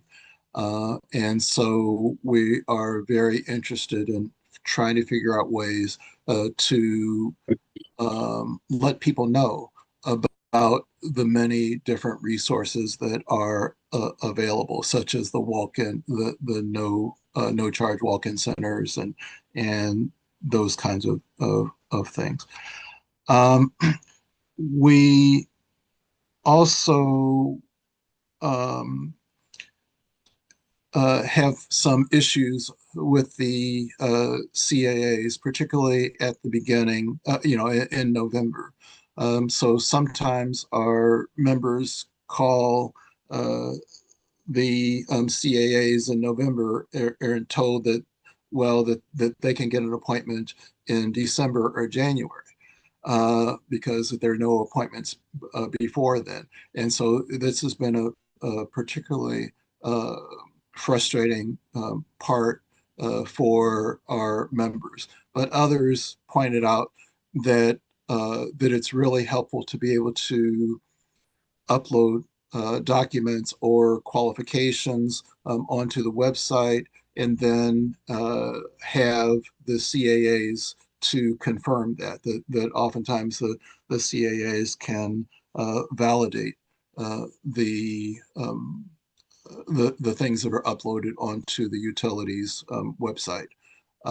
And again, I need to preface this that we're in the Hartford area, so we're dealing with Eversource CLMP as well as Connecticut Natural Gas although we have one of our folks is from the New Britain area. So we also found that there a number of people who wanted to get into our program are like social workers and family assistance workers who identify, who work with these families and are able to assist them in qualifying, not directly, but to advise and to get them and to call the utilities directly on the phone, and that these folks should also be trained on the programs. They're very interested in learning about the programs so that they can get the word out to their clients. And so, a lot of the schools have family assistance workers, community centers, have social workers. And, we believe that should also be a group that the utilities are targeting to provide training for, instead of providing training for customers that are at the offices of the CAAs. The CAAs already know the programs. That instead of providing training directly to customers, if they can be providing training to these other providers who are reaching customers that may not want to be reached by the utilities because their only contact with the utilities is having their utilities shut off, and so. Again, that's a suggestion that we have. And I had a question about that I thought that there was a 6-month bad debt, but they talk about how people can be paying off years ago. And so maybe that's an interrogatory. Maybe I'll just skip that.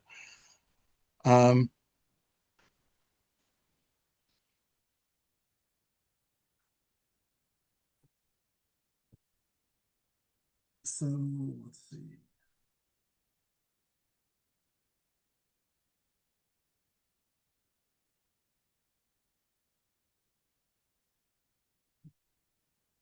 Let me see, I think I had a couple more. Okay, here they are.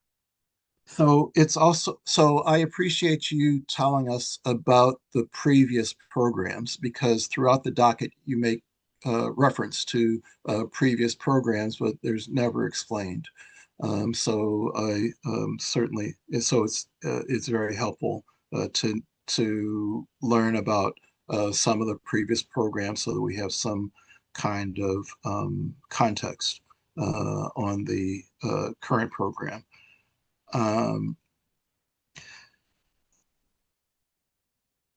And let's see, but it's really hard to find out about the voice of the customer. We've been trying to figure out what that is and how people can get part of that, and have never been able to figure out through the docket about the voice of the customer.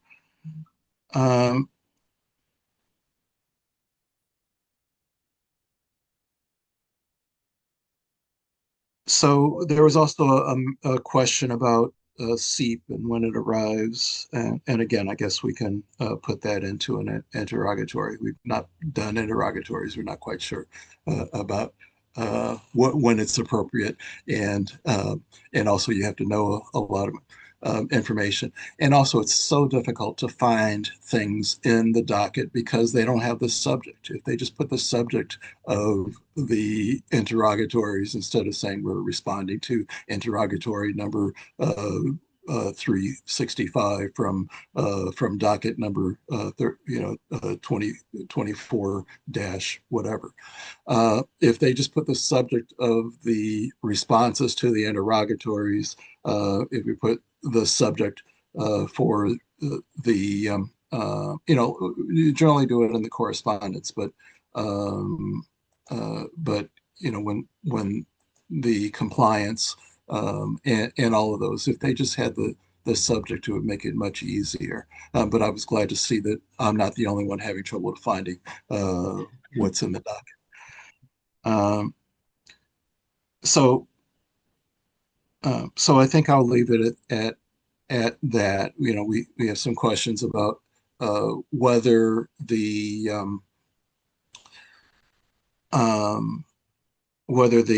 matching payment. So clearly, the matching payment program is only for those who are in hardship. But the question was about whether the program that the payment plans are only for those who are non-hardship, or whether the flexible payment plans are also for hardship customers, and if so, how those line up. But again, maybe that can be an interrogatory. Maybe we can try see whether interrogatories really work. Okay, so I'll stop at that. Thank you. Thank you, Dr. Mitchell. Attorney Jennings, please. Yes, thank you. And I'll be brief. I wanted to know if there is currently a uniform application process in place or under consideration to allow ratepayers to be approved for one process and to have them approved for essentially all hardship programs by filling out one application. That's been a major discussion among NAG members, of which I'm a part of. And so, you know, and it's been a recommendation as well. So if anyone has any information on a standard process, please let me know. So, Attorney Jennings, I appreciate that question, and I actually think OCC Attorney Kim White would love to respond to that, only because it's something that kind of has been something that she's been looking at many years ago in working with DSS to have a common application process, kind of a one-stop shop for all of this. I'll take the utility out of this. And the reason I say I take the utility out of that is really you're not filling out an application when it says, hey, apply for MPP. It's not a fill out a paper and we'll look at your paper and see if you're eligible. Right. So it's not like that. But I think it starts way before that. And that comes into the common application for like DSS benefits that would lead to other things. But I don't know if Attorney White is still on, that she just wants to touch upon that for you. Thank you. I'm happy to touch base with you offline, because I think, as Ms. Washington just said, I think your question is more of a DSS question and not a pure docket or a utility question, but I can help you. I can work it out with you and we can figure out if I'm understanding that correctly. And if I am, then I'll give you all the information I have. Okay, thank you.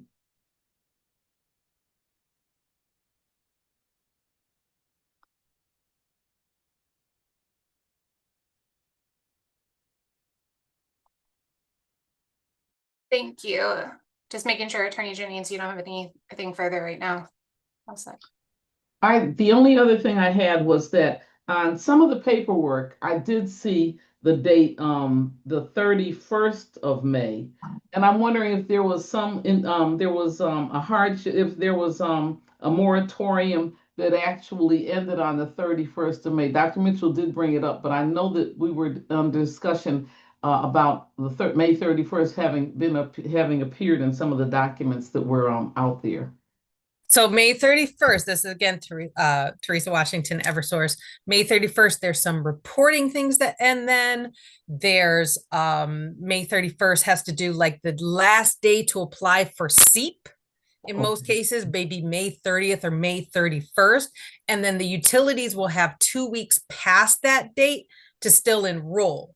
So that's where I can probably bet that that's where you're kind of looking at that from a date. It's not a moratorium date, but that will be a hard stop date for like SEEP applications. And I think this coming year, you're going to see it as May 30th. And then we have a 2-week period after that for like enrollments. But that was in like the old program phase, but that's kind of where you're getting that from. Okay. You'll see that date out there. Thank you. You're welcome. That's it. I have no further comments or questions right now. I'll look for Kim White to get in touch with me if possible through our program. Thank you. Great. We're bumping up against the 2 p.m. clock here. So maybe I can wrap us up by talking through next steps for the docket. Make sure we have some clarity. So we will update the docket schedule to reflect what I'm about to say, but I want to make sure everyone hears it. It sounds like there are a couple of parties, including Pura, that will have additional interrogatories coming out of today's technical meeting. Pura also plans to issue another request for written comments, which is going to be due on August 29th. So we usually provide 2 weeks to respond to interrogatories. With a record closing date of August 29th, that means folks need to have interrogatories issued by the close of business on August 15th, which is a little over a week away. So essentially what we do is collect all the responses to those and their responses to the written comment prompt that we're about to issue. All of those will need to be in by the close of business on August 29th. And that is because Pura intends to issue a briefing opportunity with briefs due September 15th. So those briefs, again, are the opportunity for everyone to summarize their positions in the proceeding, not to introduce new evidence. It'll be based on whatever evidence is in the record as of August 29th. So those 3 dates, again, to keep in your head, are August 15th is the last day to issue interrogatories. August 29th will be the due date for those interrogatories and the last written comments response. September 15th will be the due date for briefs in this matter. Again, the schedule will be updated to reflect that. I think we are right at time. So I know that we still had more questions and comments to hear. So I want to thank everyone in advance for your flexibility and look forward to reading and reflecting on those and some of the upcoming written opportunities.